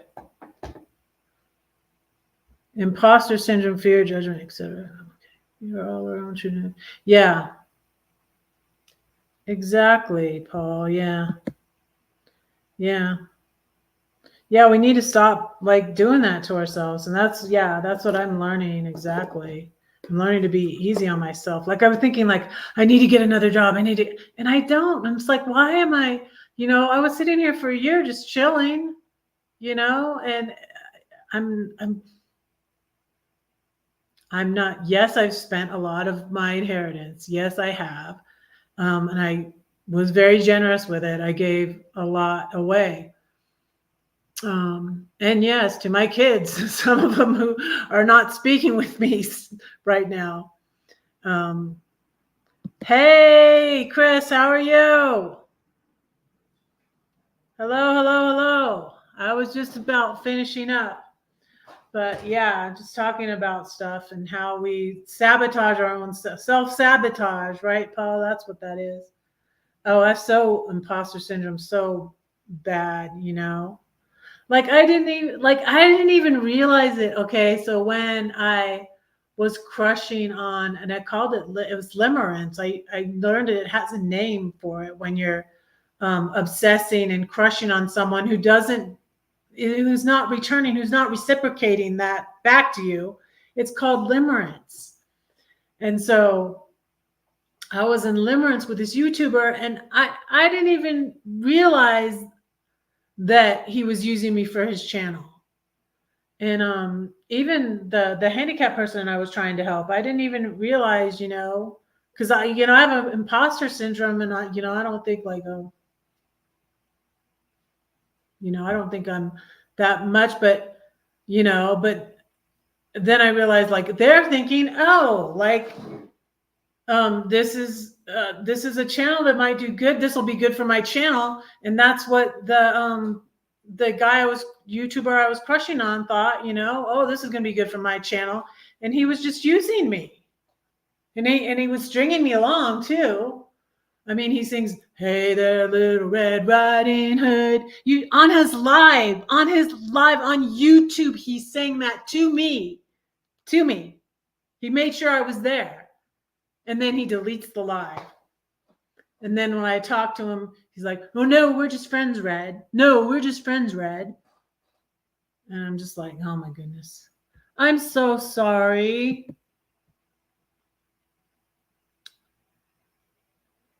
Well, I'll go live longer. Like I said, I don't have to go to work. I can go a little bit longer. And we'll pray for you. I don't know how long I can go. I can go till, when can I go till? Maybe I'll go till 3:30. It's 2:45. I can find some more poems. I have a lot of poems, you guys. I found a poem I did about trolls. And I don't even know if I wrote it down in my journal or whatever. I gotta practice writing them down, putting them in my document on my computer, because I'll write them down, somewhere else, and they won't end up in the book. But I wrote a little poem about trolls. Trolls are different than bullies, not as some people would call trolls bullies, but when you have someone who does a whole live stream to bash you, I call that a bully. And then little people that leave rude comments or whatever, those are just trolls. And they don't even concern me anymore, really. But before the bully thing blew up, I wrote a little poem about trolls, and I put it on my community tab. Let me read it to you. I'll find it. Let me find it.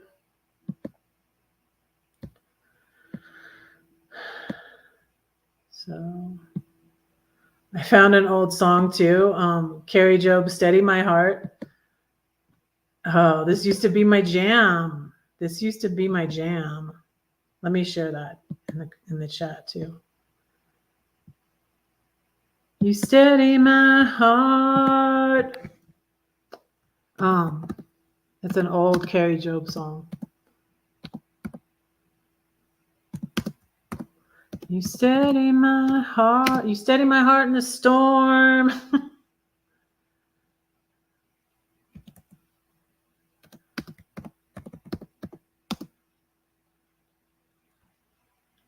So, what do you do for your depression, Kenneth? Chris. Yeah, because we were talking about that. What I've been doing for my anxiety and my depression. So that's the big thing, is like listening to Joyce Meyer, reading good things, and the devotional. Here, this one's good. This is one I bought, another one of these, and Linda won it, Camp Goer one, and the Joyce Meyer devotionals, and yeah, reading positive things. I won't watch any negative movies anymore. I won't. I'm very careful what I watch on YouTube. I'm gonna move my pomegranate out of the way. This is a lot of work to eat. This is too much. I can't talk and eat pomegranate on my live. The pomegranate's too much work. I'm gonna move it out of the way.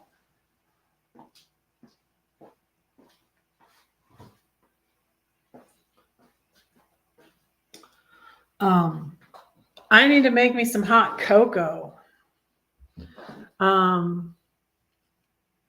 Comfort food is called comfort food because it's comforting. Yeah, I really cut myself a break with my weight. Like I said, I was going to a diet Bible study when I was, I don't know, I must have been like 180 then. I had 2 babies. I think maybe after I had my oldest son, right after we started going to the Baptist church in 1990. Yep. And that's when I went to that diet Bible study and learned to make the chicken parmesan without oil. But it is good either way, though. I mean, I'm just used to making it that way. So, and I'm going to edit my video. So,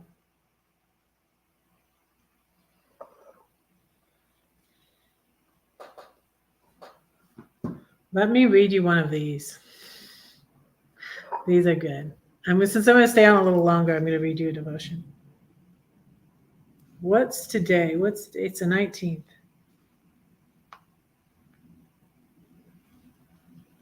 Because these are so good. Oh, you want to hear the one about the oyster? You've heard the one about the oyster, right? It's yesterday's, but I'm going to read you yesterday's. Because when I read this, I was going to read this to you, but I didn't read it yesterday. So I'm going to read it today. But if we hope for what we do not see, we wait for it with patience. Romans 8:25. Oysters are fascinating shellfish. Once in a while, an irritating object, such as a grain of sand, gets under the shell of the oyster and works its way to the soft flesh inside. To relieve the irritation, the oyster secretes a smooth substance that coats the grain of sand. Layer upon layer of this coating is added until the last bothersome speck becomes a pearl. Pearls, then, are simply victories over irritation. What is true of a precious pearl can be true for us if we use the same method. We can all produce pearls in recovery, a series of smooth words and actions, a little here and a little there, offered with patience and love, work miracles. It comes in the form of the love and acceptance we always receive from others in our fellowship. And when we offer our own patience and willingness to wait on God, we become more valuable to ourselves and others. What could be a better example than the cross of Christ? Once a rough, hard, wooden object of torture and death, that cross has become more valuable than any pearl or jeweled crown. Our Lord's cross is his sign of triumph and glory, and ours too. The old rugged cross is our life and salvation. Dear Lord, help me use limitations and rough spots as opportunities for your work of salvation in my life. Amen. So, and if you go to TD Yakes site, where I dropped a link up here. And here's my link. Here's my snail mail address. There's my snail mail address. So if you go to TD Yakes' YouTube, he has a series on crushing, and that's about the grapes becoming wine. And that's a really great series too. That's awesome. And thanks so much. I started saying my poem when I saw your comment, Davey. That's why I just clicked on it. Thank you so much. Thank you so much. But I'm sorry you're having a bad day. Let me pray for you right now. Dear Lord, I pray you be with Chris, Lord. I pray that you would comfort him. Lord, I pray that he would seek you in his time of need, and that you would comfort him and be with him and teach him to meditate and focus on you, Lord, and focus on good things, and focus on that you love him, and that, you know, you have a wonderful plan for him and his life. Even now, I know it's so hard when family passes on and you feel alone. Lord, I can really relate to that. Lord, I just pray that you would comfort him and be with him, and help us all to learn together tools to help us to overcome anxiety and fear and depression, Lord, that with you all things are possible. And help us to be open to getting medical help if it's needed. Lord, just guide us and seeing doctors, and our levels in our blood can also affect, because all of the physical things affects the mental and spiritual, and it's all connected. And so I pray these things in Jesus' name. Amen. Yeah.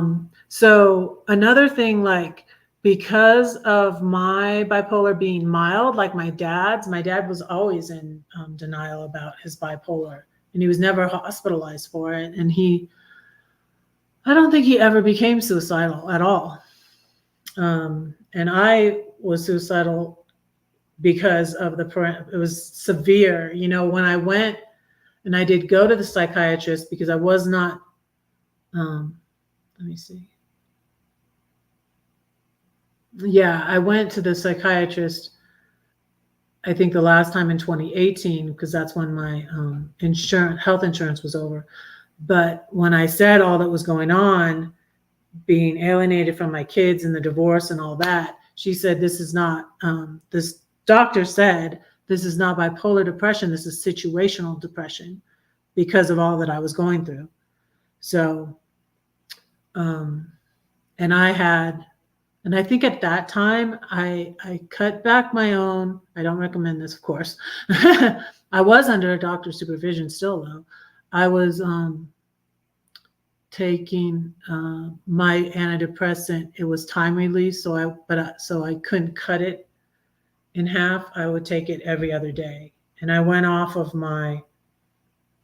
because I realized a lot of my depression was just being in such a difficult marriage, you know? And so I was like, maybe I can cut, and I cut way back on my mood stabilizer too, because bipolar, this is what my doctor, the doctor I had for years, since I was diagnosed with it in 2003, she said, bipolar is a 2 medication thing. And so I was on an antidepressant. I was on an antidepressant and a mood stabilizer for years. Must have been like 10, let me see, 2013, probably at least 10 years, 10, 12 years, 13 years, something like that. But so, you know, I'm not opposed to being on medication. Now, I was listening to Charles Stanley, and he seemed to be, he seemed a little bit negative, a little bit too negative, I think, about the medication for anxiety, but I don't really know as much about that because I wasn't really on medication for anxiety. I was on it for bipolar. And now I'm still on a tiny bit of mood stabilizer because it helps me to sleep.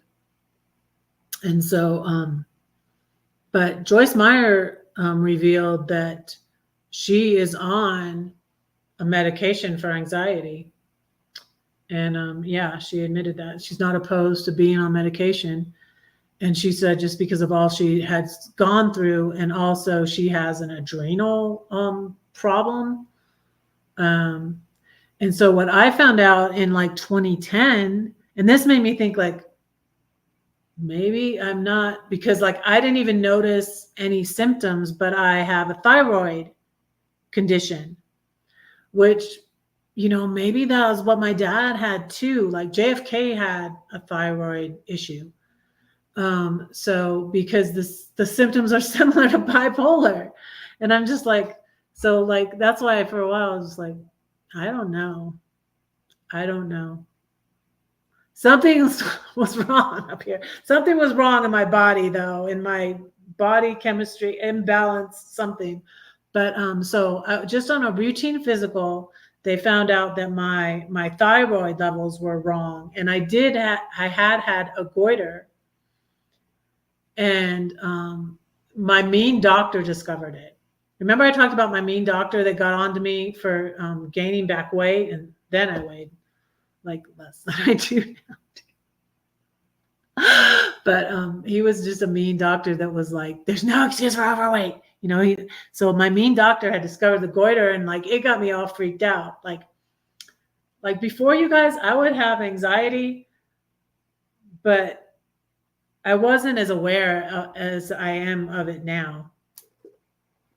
And I've been thinking a lot of that FDR quote lately too, because I've had anxiety about my anxiety, because I'm just like, I'm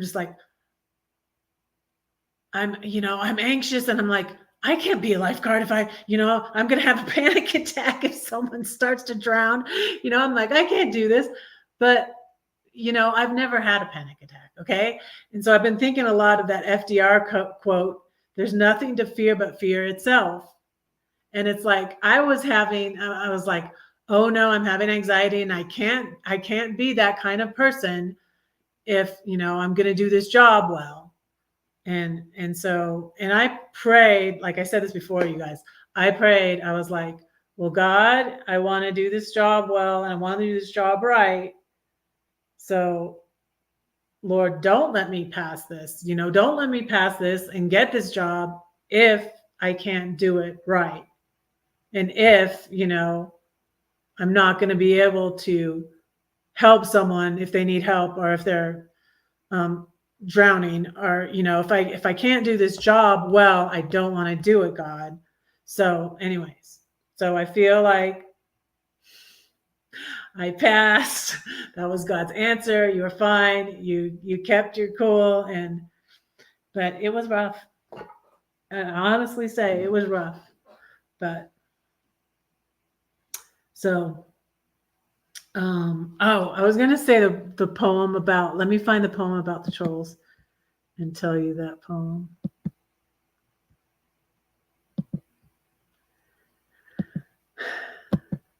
So before the big storm came the little storm of the trolls. And these people would try to come up on my lives too. Trolls would try to come up on my lives. I don't know what they were going to do, but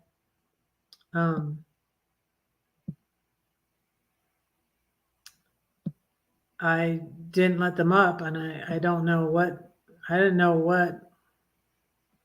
It was crazy, y'all. It was crazy, but that was a little while ago. Let me see if I can find.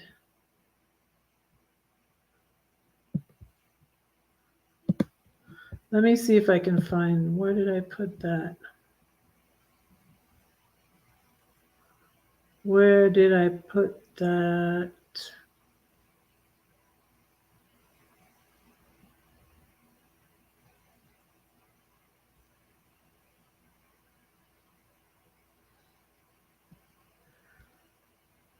Okay, here it is.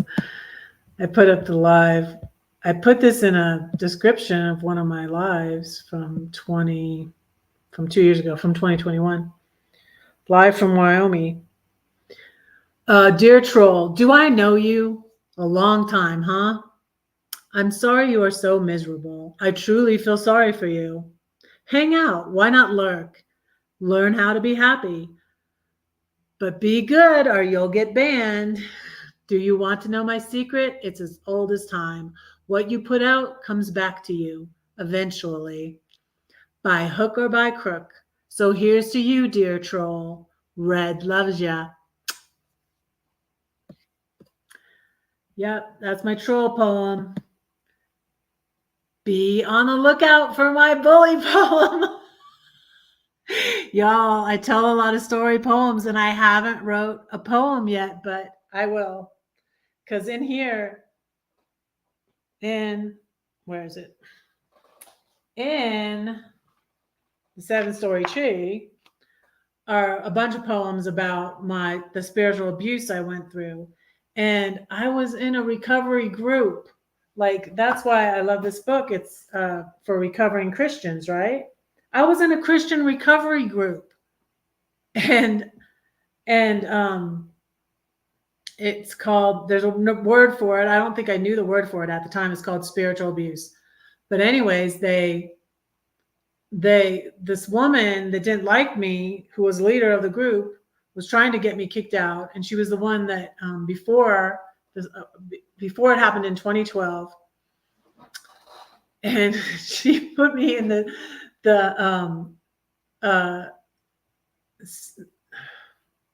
sex addicts class. She wanted me to go to sex addicts class. So I just left. I was just like, okay, I'm not a sex addict. All right, bye.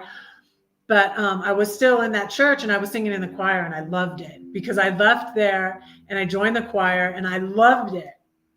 Yes. And that's what, like, Joyce Meyer talks about this too, Paul, like that people will talk about, they talk about meditation, right? And they talk about, what's that other thing called? Mindfulness. And that's in the Bible too. And then the gratitude, of course, that's in the Bible. That's what that song, I love that song by Brandon Lake. So I throw up my hands and praise him again and again, 'cause all that I have is a hallelujah. And that's the name of the song. It's called Gratitude. And see, that goes right along with what I'm saying, because that's what singing in the choir, it ended up helping me more than going to that recovery group, because that woman there was, and then I went back to it because, like, the storm happened. The storm happened in 2013, the storm poem, and the thing that I wrote the storm poem about, that happened in 2013. So then I went back to the recovery group and I should have never went back. And see, this is a thing that's happened with me time and again too, is don't go back to the people that abused you. And that's why, like I said, I just shared earlier that I feel like it was God, because I felt convicted about contacting my ex, because I told my daughter and stuff, and I'm just like, why am I doing this? That is not good that I'm doing that. I'm not setting a good example, because I don't even know what behind my back he's saying to my daughter about me, and she's having to now attempt to not listen to him because we're in relationship again. We have a relationship again. And I'm not setting a good example in acting as if my ex is trustworthy when he's not, really, unfortunately. It's unfortunate.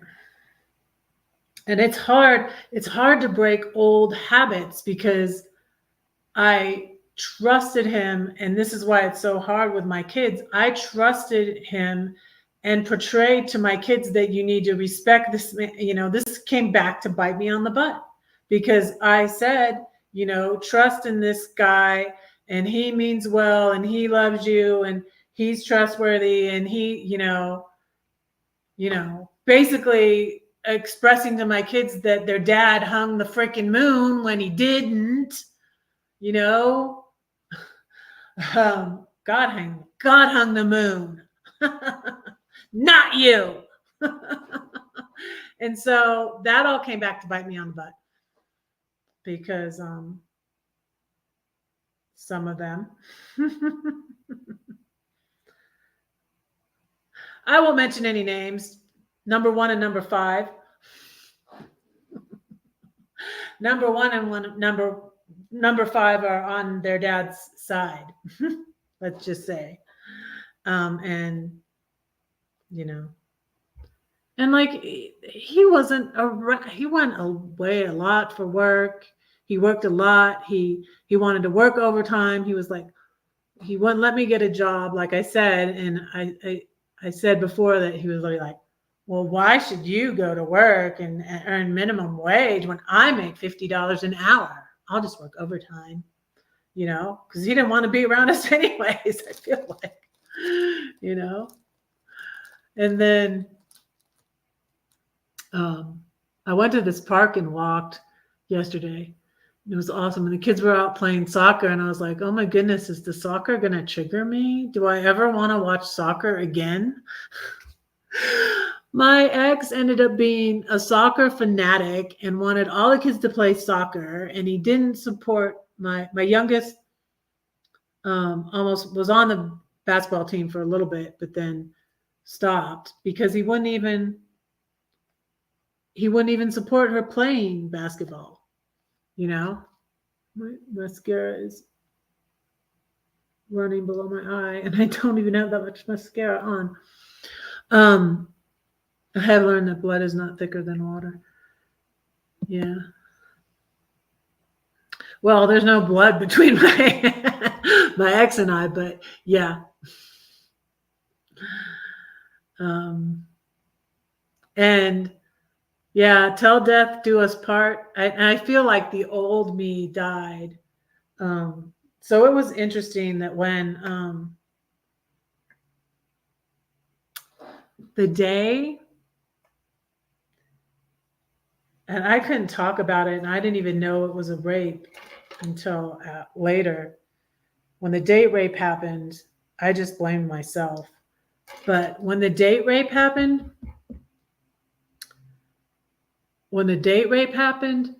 is the same day that Taylor Swift's video for Look What You Made Me Do came out. And I was like, oh my gosh. And then the date rape happened in 2017. And then in 2018, the thing with Mohammed, the green card guy, happened. And it was crazy. Yeah, with everything. Yeah. That's right. And so this is the thing with that video. I love it.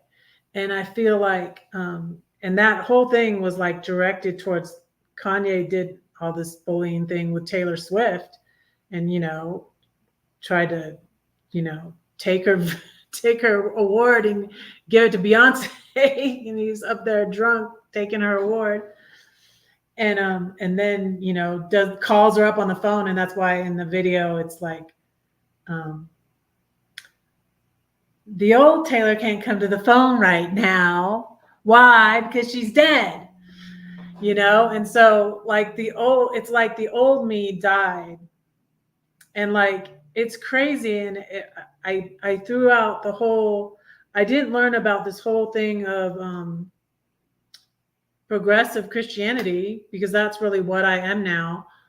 But I threw the whole thing because of the spiritual abuse, because of being angry about my kids not talking to me, because those are the ones that, go to church. You know, those are the ones with my sons that don't go to church anymore. They didn't stop talking to me. It was the ones that went to church that I'm like, how can you rectify this with your Christianity? You're supposed to honor your mother and father, and how can you be treating me like crap and still going? And so that's why, you know, I got so angry. But then the whole thing, when the thing happened with Muhammad, I was just like, enough is enough. You know, when I decided to write about it, I told about the date rape too, and because they happened about like on the same day, the same time. It was August 2017, and then August 2018 with Muhammad, and so that was the title of my blog post where I told about the date rape and then the green card guy, and it's called "Look What You Made Me Do," because with them, you know, it's like the old night, you know, it's just like, oh, this is a nice person. I can, you know, get away with this. I can get away with using and abusing this person because they're so nice. And, you know, but, you know, I'm here to tell you the old Red can't come to the phone right now because she's dead. So let me see if I can find that. I'll find the specific blog post, because I put it back up. I had it down for a couple of years. I took all my blog posts down because they were so religious. And when I was away from, it's one of my most popular posts. Look, it's called "Look What You Made Me Do," and I took a picture. He got my whole blog taken down, but thankfully it was only for a time. It was only I need to put up the other one back up too, because I had 2 blog posts about him, but I don't think I put, the second one was called "Coffee Contact Paper and Chick-fil-A."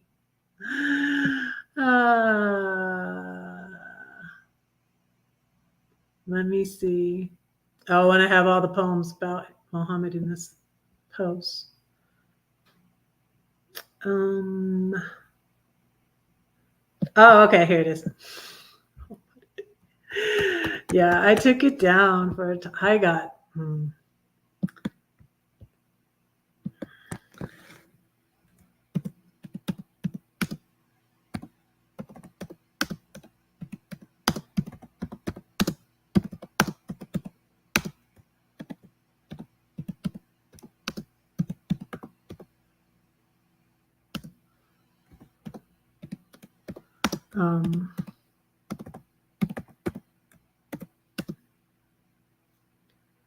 Yeah. You can't. Yeah. I've had to learn so many times and in so many ways not to let fear control me, because when others see that you can get that way, that you're fearful, they'll use that to control you, because that's what Muhammad tried to do. He got my blog taken down, and then he called me. He called me. I was trying to get him to call me over and over. He wouldn't call me because he said he left the country and that he was coming back. When he came back, he was going to try and get me because my divorce wasn't final. So when he left my Airbnb in August, my divorce was not final yet. So I wasn't even divorced, so I couldn't marry him. So he had said at the beginning of October 2018, he had said he was coming back. And he thought he had me because he did have me, and he did have me in a sense in that I had fallen for him. I believed him. I didn't think he was up to anything. He didn't he didn't mention, he's very, very smart. I mean, the kid's a doctor. I say kid because he's a lot younger than me, but he wasn't like he was that much younger than me either, because he's like, was like an old man. He even said his friends called. I mean, he was doing everything because he could sense because I don't really approve of that big an age gap. I don't. I was never gonna, and I didn't date anybody that much younger than me. The guy I started dating that I didn't hardly knew and went to his house and got date raped, he was older than me. So I didn't even approve of dating someone that young. So he was just working me for the whole month at my house, taking me out to eat, watching movies with me every weekend, letting me drive him for Lyft and paying for it, not free rides. I would drive him to the hospital, and that would give him more time to work on me and talk to me. And I felt it was too good to be true. I was like, I did not trust it. And when he called me, he tried to say, he's like, but remember when you said, let's get married? And I'm thinking like, dude, that was to test you to see what you would say. I couldn't even have married him because I wasn't divorced yet. But he wouldn't call me, but he'd message me on Facebook or whatever, and said he was coming back in October, but I don't think he even left the country, because he had a whole rigmarole when he came into the country, because he's from a banned country. So, and then I got so paranoid, you guys, when I knew I got him mad because the blog post was in 2018, December. These men, single men, kept trying to book my Airbnb from Atlanta. And I was just like, no. And I'm like, he's trying to send somebody to off me. I was like, oh my God, I was so paranoid. And several times I almost went to just hosting couples and women, because you can do your Airbnb however you want. And I was like, I'll just do families and couples and women, no single men, because those were the ones that made me nervous. But I was like, what difference does that make? And then I had like a couple of men that were the nicest, most respectful guys that were would regularly stay at my Airbnb. Like one guy, some of them worked in the area and maybe had moved because of their wife's job or something like that. I can't remember the exact situation. But I had a lot of situations where people would come to that city to work temporarily. And so I had a lot of I'm like, if I go to only women and couples, then this guy, he was... I just had a couple of men that were really nice and respectful, and I guess I could have made exceptions for them, but I almost just, and I eventually just stopped. I got this bad review from this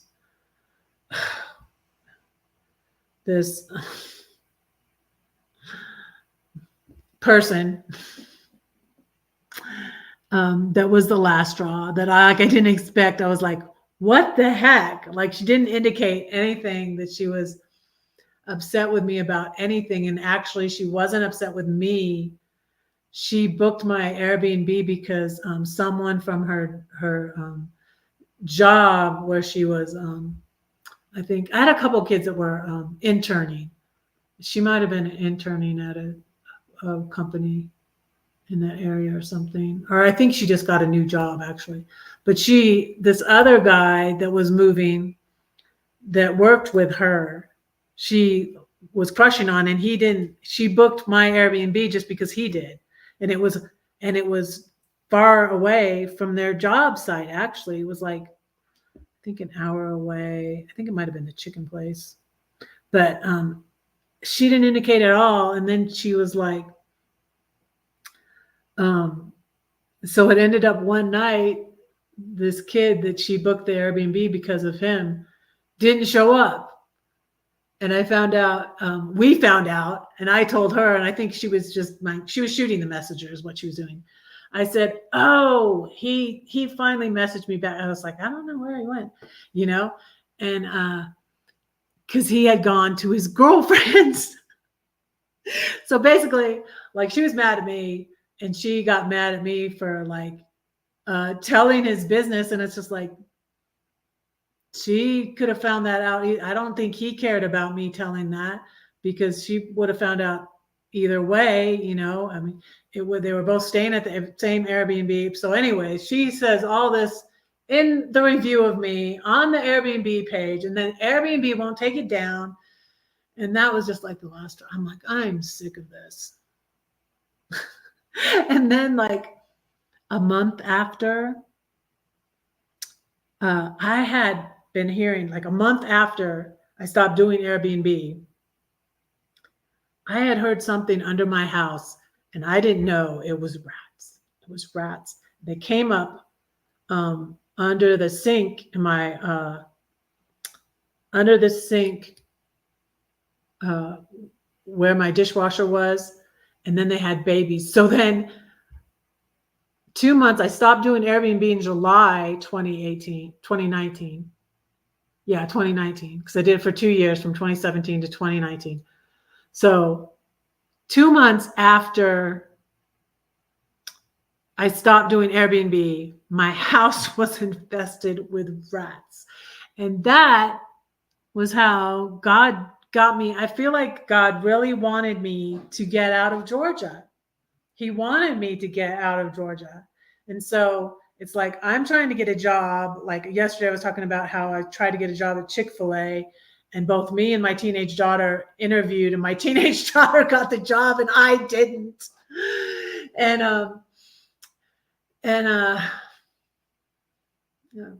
why do they need like me and my mini me? Why do they need us both? Like, oh, this one looks just like this one, only this one's younger. We'll hire this one. She looks kind of like me, only she's blonde.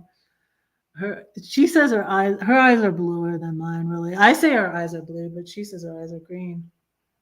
Like her mom's. No, she doesn't really want to be like me. Anyways, but I don't know why. Well, too bad. You're your mama's daughter. No. I'm not a spoiled. Nothing. Never mind. Synchronicity. What's synchronicity? So anyways, yeah, I was thinking about this recently too. And so I didn't get the job. I didn't get a job in Georgia because I wasn't supposed to stay in Georgia. That's what I really believe now. And it's just like, and here I was, and it's like, all my life I've had this like striving, like I'm late, I have to do that, And the rats, yeah. The rats really pushed me. Oh my goodness. And I don't think I would have, it would have taken me forever. I would probably still be downsizing all the crap I had, because like I had, and I keep saying it too, like I'm going to do a downsizing video because I have all the footage and I have pictures and all of that of all the stuff I had. And I have video. Oh my gosh. One time a rat got its tail stuck in the trap. I fired my exterminators because they were so annoying. I fired them, but they did find out how they were getting in. And so when they blocked up the hole, and then we cut the branch from the tree because they were getting in on the roof from my there was a gap between the fireplace and the wall, and they were getting down the chimney. Well, it was a gap because they weren't coming down into the chimney. They were coming down behind the chimney into a closet. And my den, which was the garage, was made into a den.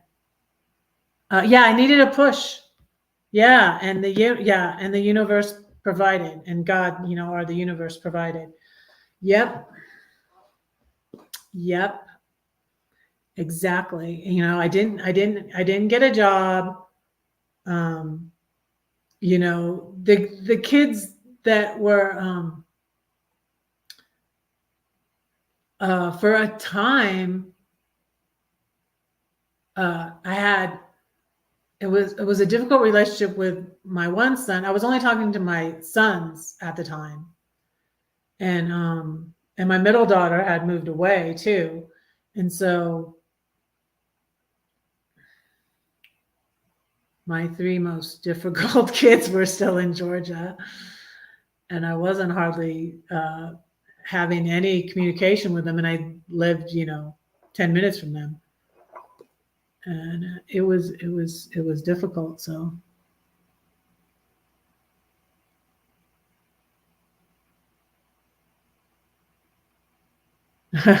yeah, that's what yeah. um and Yeah, and someone was, and it also coincided with my tramp page when I was, just pissed at God, and I was like so depressed, and I really, when I came back to God, I struggle with like how to feel about it. I did have some shame about it, but I just really feel like it was a better decision than offing myself. And I did the tramp page instead. And so like I was distracted doing that. And it was just really ended up being awful. That's like not me at all. But anyways, I learned a lot about myself from questioning my beliefs and um, walking away from God. And um, I learned it's ironic that I learned I was right about like I don't want that kind of casual relationship or sex. But anyways, I was distracted with that, and the tramp age really only lasted like a month, and I had only been with my ex, my husband, for 51 years. I had only been with my husband. Then I was date raped, which he doesn't count, but I would call him thing one, thing two, and thing three, which was my husband, the date rapist, and then Mohammed. And Mohammed didn't even believe me. He had the excuse to get me the HIV test, which he got me an HIV test. Any other person would have got mad, but he was just like, "Oh, because because you were raped, because I told him about the date rape." But he had this stereotypical American woman like that I was a hoe, anyways. So that's why he got me. It really wasn't because he just thought I was a hoe and that I was lying, I think. But I had basically only been with my husband before Muhammad. So yeah, all that, it was just like crazy. Yeah, and then don't go back. And I go back in October and just everything goes wrong. I went back in October 2021. So I left October in September 2020. I left Georgia when I sold my house. It took me 3 weeks to get all of the little stuff, sort through it all, and leave it in the storage for my daughter. And I left Georgia in September. I sold the house in August.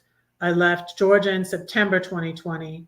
October, and I felt rushed with this. Like, I have to hurry up and do this, and I didn't need to rush. First I was going to try and find my RV in Georgia. I gradually, got to slow down, but I'm always rushing myself when I need to just chill. And that's why, like, I got a copy of Raising Hell books to give away, but I also got a copy of this, which has helped me a lot with that. The Ruthless Elimination of Hurry. I don't need to rush, you know? And I felt rushed, like I have to hurry up and get my um, RV. I have to hurry up and get on the road, and I have to hurry up and get out of here. And I'm going to Denver, and I'm going to California, and I'm going to Flagstaff, and you know I have to hurry up, you know. And I'm like stressing myself out when I didn't need to.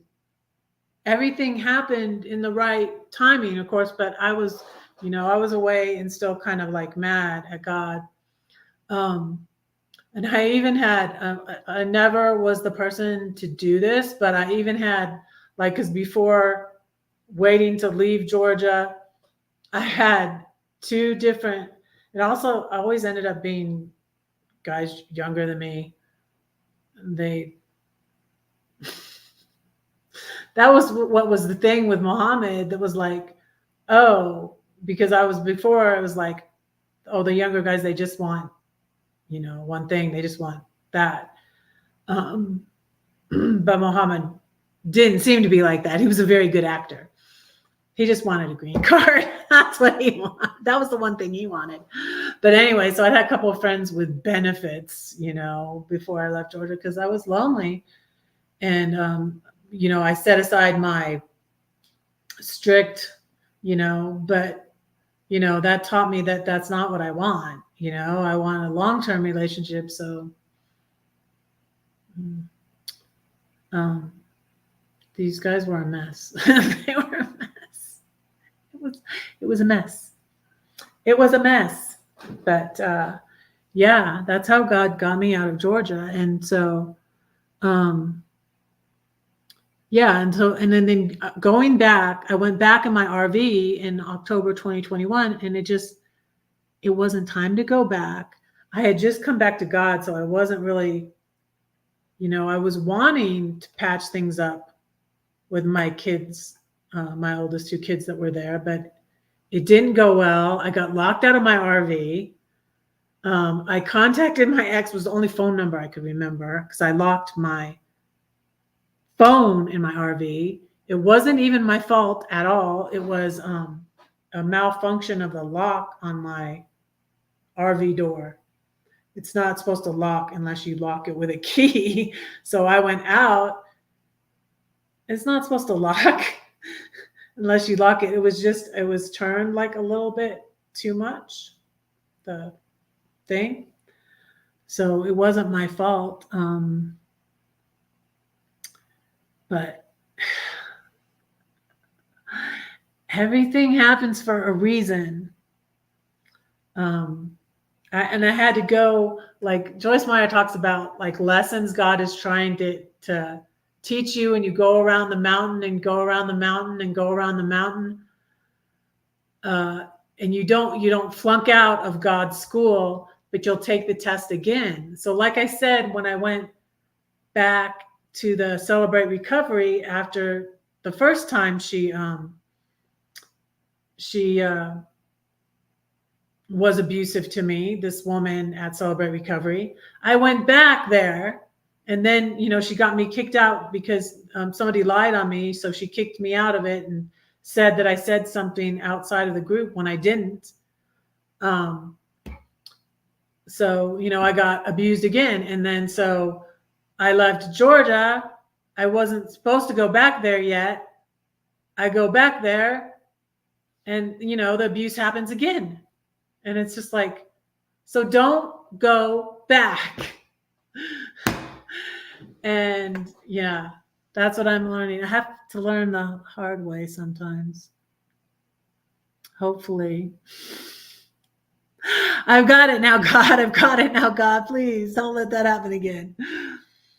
I'm a library. When things in my life are unbalanced, I am a mess.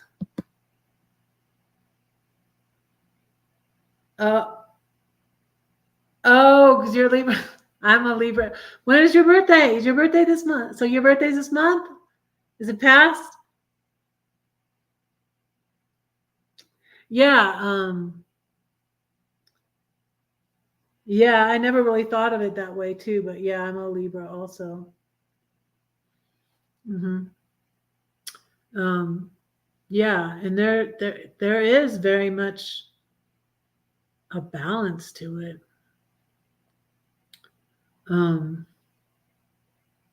There's a video, maybe I'll put it somewhere. I think it's still on my channel, where I talk about the pendulum, the pendulum.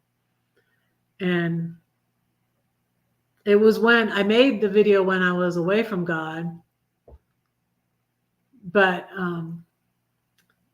I talk about, because I went I went from goody goody to over here to having the Trampage, and I slept with all these guys in like a month's time. It was like sick. It was it's insane. It was funny. Like one of them, that a lot of them ended up really being really worse jerks. I mean, just as bad, and some of them were worse than my ex. Worse. And one of them that I realized, he made fun of something, and I make all sorts of mistakes. I'm Redheaded Riding Hood, but I spell things wrong, and I put 2 T's in my name, my own name, when I sent it to the Morbid Heart Designs to do my logo. So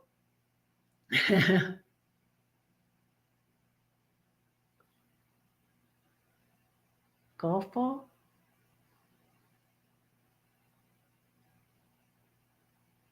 So I don't know what you're talking about. When's your birthday, Paul? So you're a Libra. I thought you said here that you were a librarian. At first, I thought you meant you mean you're a Libra.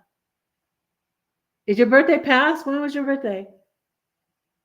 Alyssa Vanell is a Libra too. Her birthday was the other day. So I didn't know that, but she shared it on her Instagram. So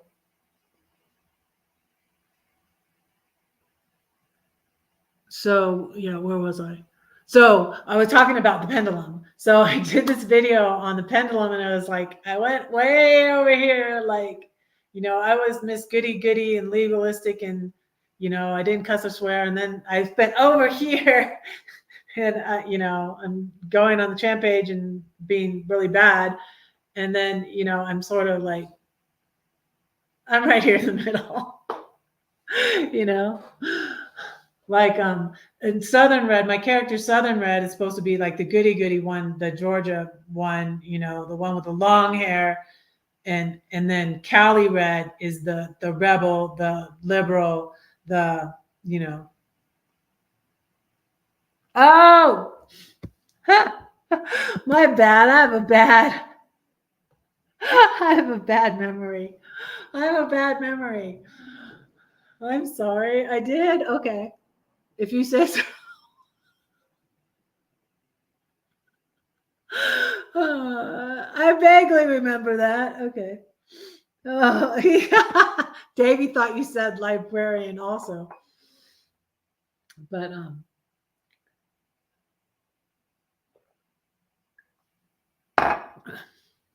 Chris, are you still here? I went longer because you came in, and I hope you're enjoying this. Are you still here, Chris? I'll pray for you again. I'm gonna go, because what did I say? I said I was gonna go till 3. But no. Did I say I was gonna go till 4? What did I say? I was gonna go till. I'm 2 hours and 33 minutes now.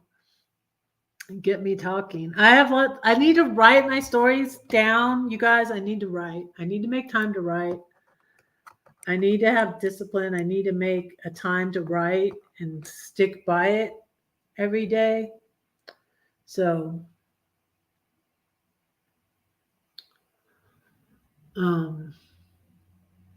yeah, I'm sorry I forgot about singing to you. So is it the end of September or is it in October?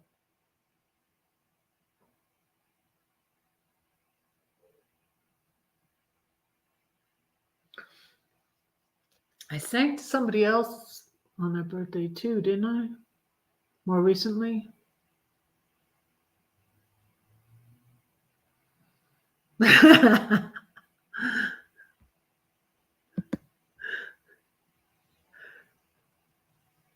Yeah, it's funny, like when I um sometimes people try to say something in the chat and I don't quite get it, and so I won't lie and pretend like I do. And so I'll be like, I'll be trying to figure it out. And like, then if I can, I was going to say, what? I was like, you're a librarian, so you like things balanced. And then, but the balance, because you said, I like things balanced, I knew that's how I figured it out. I said, oh, that says Libran. That doesn't say librarian. So that's how come I got it, Paul, because you put I like things balanced. But I never even thought of that. But yeah. Yeah.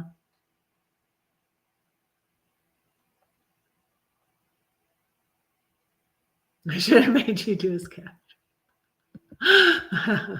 You can do well, like Diana did a scavenger hunt too, and I was like, oh, I don't mind her taking that idea. That's not original to me.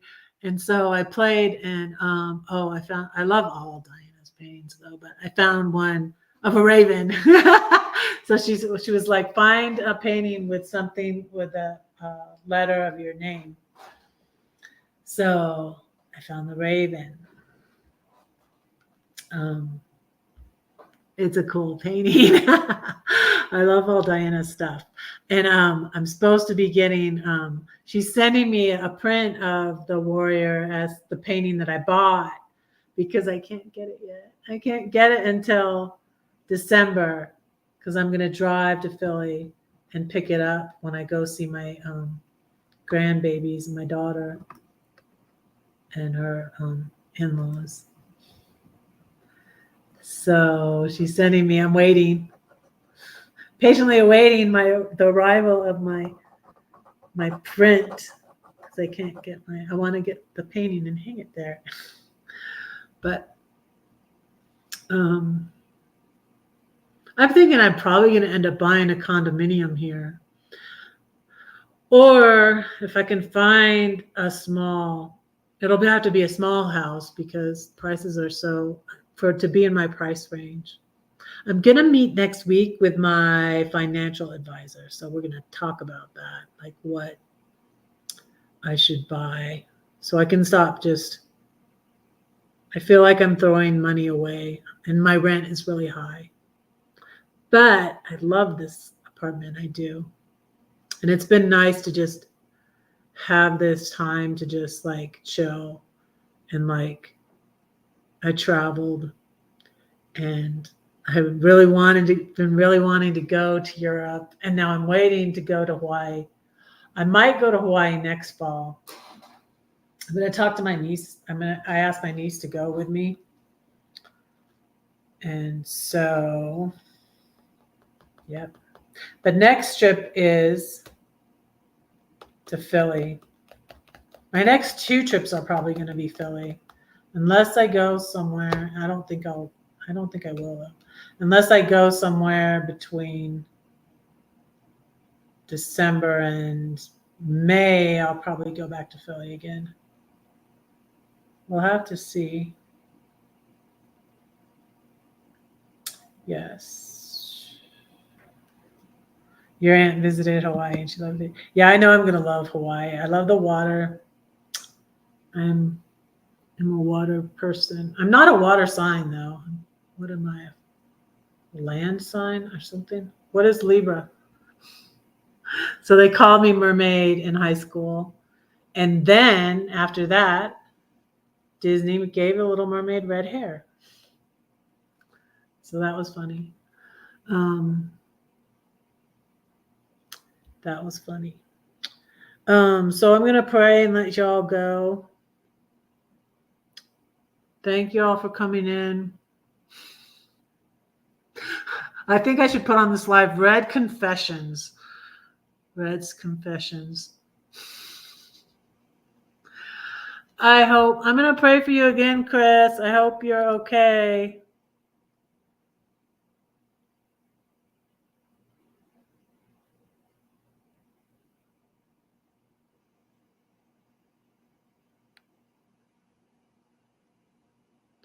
Oh, your friend from Saudi Arabia. Yeah, that's where Muhammad was from. Muhammad was from Syria, but he lived in Saudi Arabia because of the war.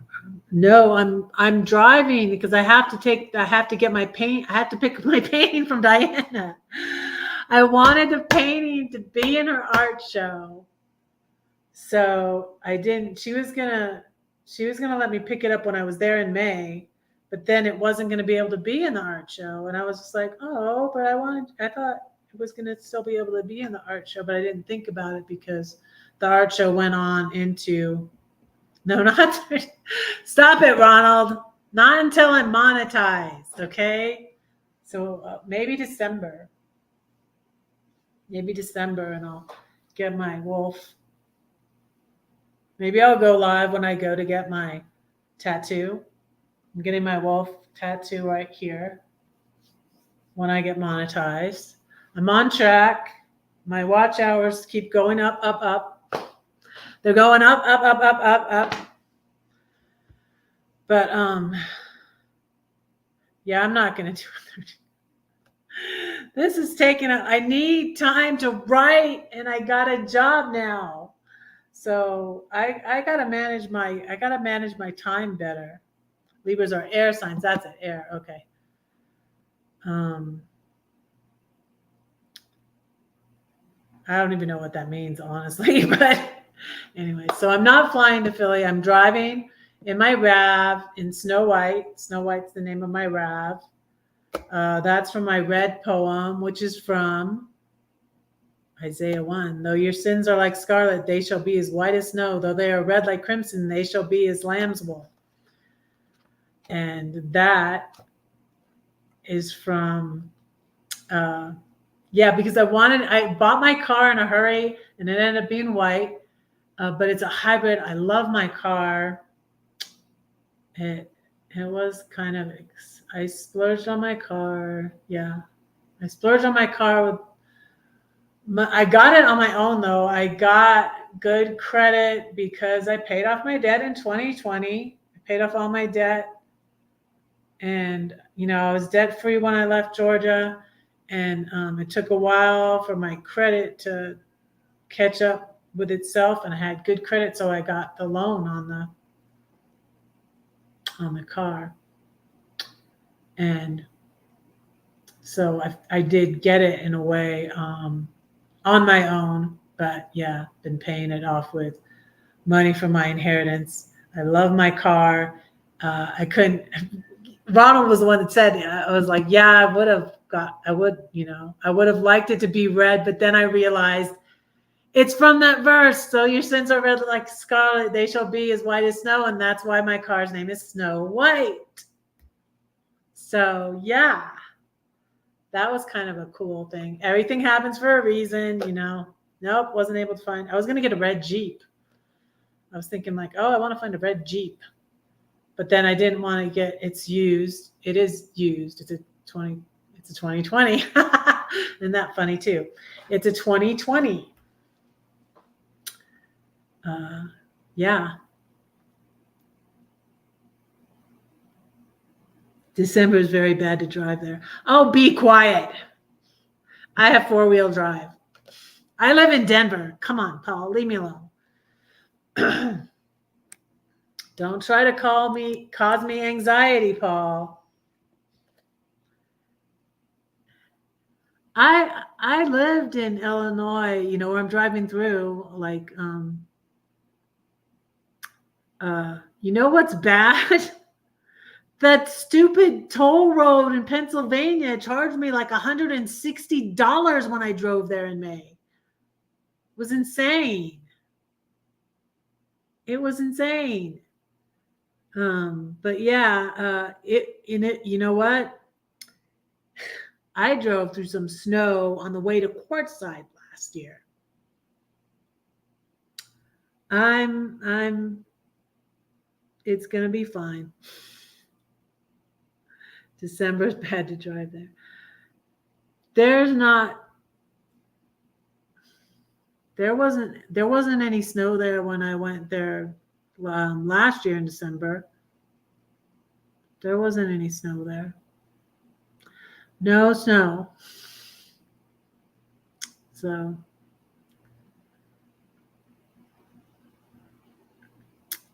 So yeah, but I have to drive because I'm picking up my painting from Diana.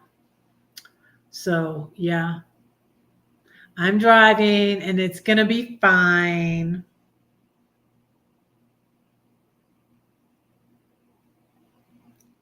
Heavy snow in my bed. Really? Is it? I'm so excited. It snowed last year in October, you know that? But it doesn't stay on the ground. When I came, so long story short, did I finish this? I maybe didn't finish this. So I left, I sold my house in August 2020 in Georgia. Then for 3 weeks, I was in a hotel, like not far from my daughter's house or my ex's house. But I was in a hotel for 3 weeks sorting out the last stuff from my house. And I was just like a mile from my house still. It was my house still then. My ex's house, and then not far from my daughter's house. But I was sorting through all the stuff. And September 21st, my dad passed away. And then September 22nd, I left Georgia and went up to the St. Louis area where I found my RV and bought it on my birthday, October 13th, 2020. And then I sold my car and I left and went to Denver in November for Thanksgiving. And there was a lovely snow on the ground. I didn't have to drive through the snow or anything.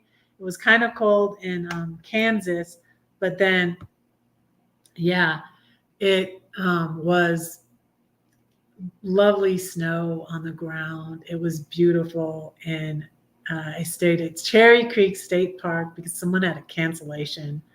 I made the reservation too last minute, but someone canceled. So I was able to stay over Thanksgiving at Cherry Creek State Park, and it was lovely. And that was my first nights in my RV.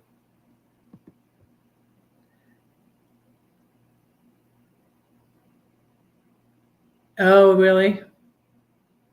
My daughter doesn't even like talk about that. She doesn't even care. There was no snow.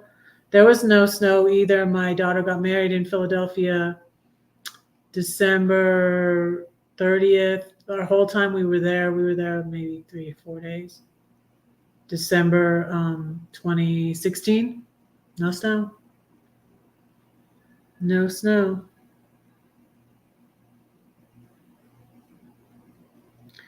Yeah, but still, like, I'm used to snow. I'm not concerned about it really. Yeah, I'm driving. I prefer to drive rather than fly. That was another thing about going to the airport. I'm like, airports cause me anxiety. No, no, I'm fine. But I flew all over Europe, and I went on that Ryanair, which is like the cheapest airline in Europe, I hear.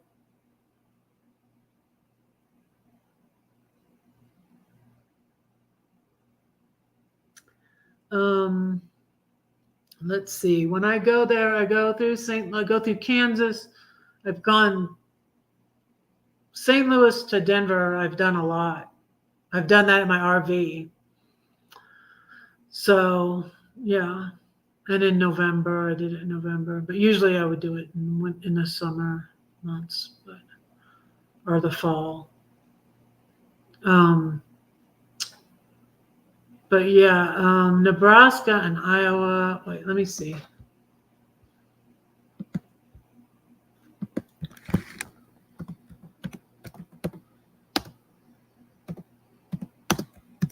I'll tell you the way I go.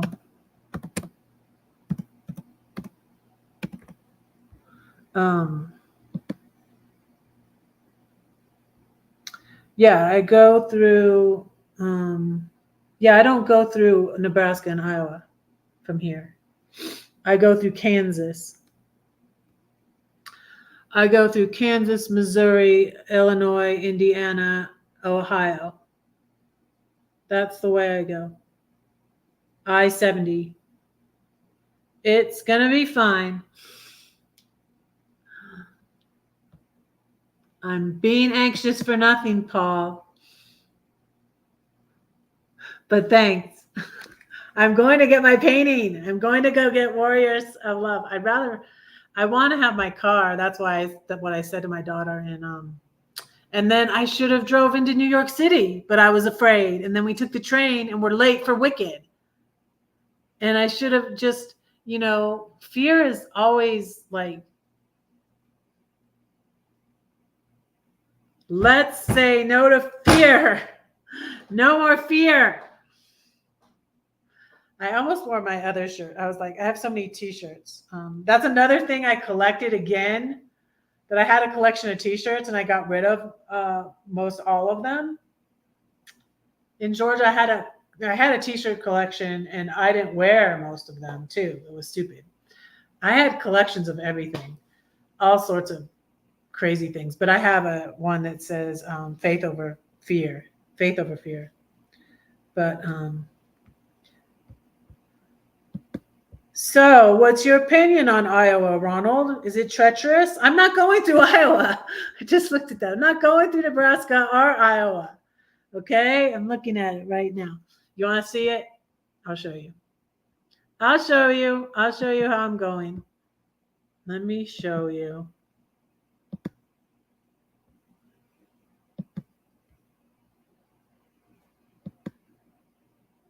Okay, you see that? See, it's Denver through Kansas, Missouri, Indiana, Ohio, and then into Pennsylvania. Got another call from Georgia. Another scammer call. So see, that's how I'm going.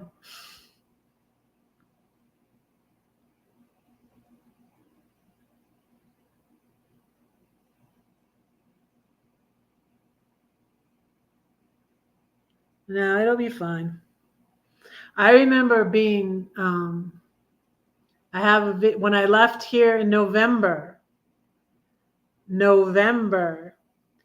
Okay, I was leaving here Thanksgiving. And November. So I was almost in, it was the last week of November, so Thanksgiving. And I was going down to Flagstaff. And this is not fear, it's common sense. And yeah, it'll be fine. So I decided I could have gone to Flagstaff via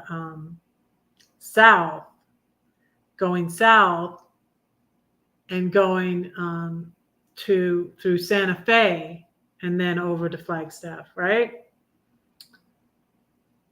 And then I could have gone through the mountains. Well, I said, okay, this is when I was away from God, so I said F fear. Yeah. That's one thing I struggle with is my language sometimes. It's coming back to God. But yeah, I said F fear, and I went through the mountains and in my RV, at the end of November, beginning of December. But yeah, it'll be fine.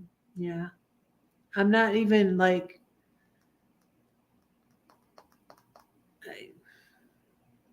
I don't. Things always change. So I'm not even sure when. In this, maybe I can look at the weather and plan it that way. Maybe I can look at when will be the mildest part of December and go then. I don't know. But yeah, I'm not too concerned about it. But yeah, I was having anxiety and thinking just out of fear, and I could have hit something worse, going down through New Mexico. And like when I went through like a blizzard, I have a video. I went through some weather when I went to Quartzsite. That was this year, actually, not last year, but last Quartzsite in January this year.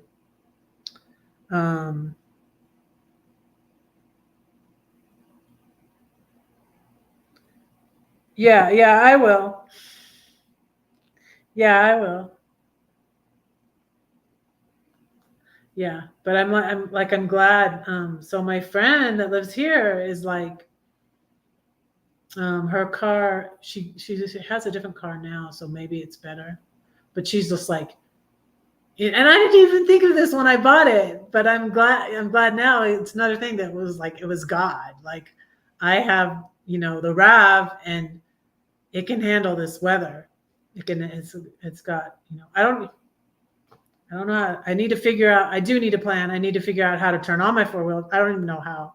I haven't used it, but my friend, that's lived here a while, my friend Judy is like, that's a good car to have, she's like, I can't, if it's bad out, I can't even drive my car here. So I was like, oh, but yeah, I live in Denver. I live in Denver now. So I'll be fine. I'll be fine. So, and there was no snow at all. I don't remember that it was that cold either when I was there last December. Yeah. And I didn't even snow when I was here on Thanksgiving, but it had snowed a little bit before, so there was some snow on the drive. Thank you, Ronald. Yes, that's what I mean. I drove that. 31 feet. Yeah. I think it was like a couple of feet longer than my parents' RV. But my parents had a similar RV. And they take it to see their when my kids were born. They'd stay on our driveway in Georgia in their RV. Okay, I'm going to pray. Let you guys go. Dear Lord, thank you for this day. Thank you for all my YouTube friends and followers. I pray that you bless them. Please be with Chris and help him to feel better, Lord. I pray you bless him. Please bless Paul and bless Ronald. Please bless Anthony and Davey. Please be with Rochelle, Lord. Help her in finding a job. Thank you for DJ1 coming in here. Pray you bless them. Please bless Elsa and be with her. Be with Rochelle, like I said. Please bless Anthony, Van Gal, Lindy. Bless everybody that came in here today. Pre-retirement days, Lord. Thank you for them. Lord, please continue to heal Lori and be with her and give her doctor's wisdom. Give them wisdom about moving. And be with them. I pray you bless Rose, Lord. I pray you bless all our children and grandchildren and thank you for them, Lord. I pray that you bless them. Help us to forgive one another, Lord. I pray that they would know that you are real, Lord, and that you love them, and that they would know that I love them. And I thank you for them, Lord. I thank you for my children. I pray you bless my ex, Lord. But I also pray that my children won't believe everything he says about me. But I pray that you would bless him, Lord, and keep him healthy. And Lord, if he's able to stop drinking, that you would help him with that, Lord. And let's see. Anything else, let me know. Moderators, you can drop your links.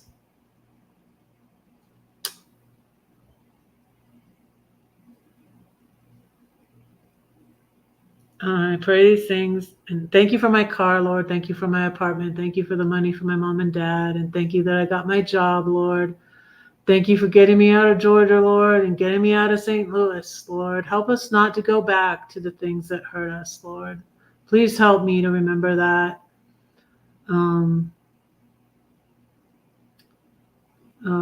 Please help me to be kind, but also have boundaries, Lord, and not let people in my life that you don't want in my life. And I pray these things in Jesus' name. Amen. Oh, good, you're still here, Elsa. So it's a 4-wheel drive. I'm pretty sure. I don't know how. I haven't ever turned it on though. Because don't you have to turn it on? I could just go on for hours and hours and go get my RAF book. Maybe tomorrow I'll get my RAF book. Okay? Tomorrow I'll tell you exactly, and maybe I'll figure out how to. Oh, you are still here. I'm glad you're still here. I was afraid you were gone. So I was talking about all my craziness. But yeah. Yep.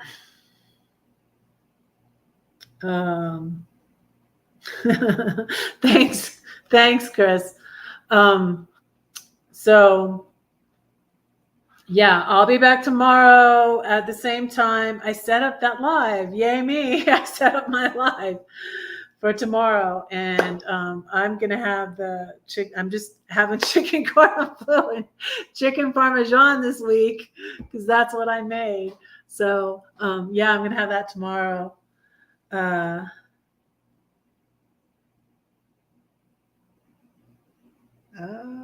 Hot tub. Oh God. Yes, I want to have I have a hot tub out there. I do have a hot tub out there, and I have a hot tub at work. But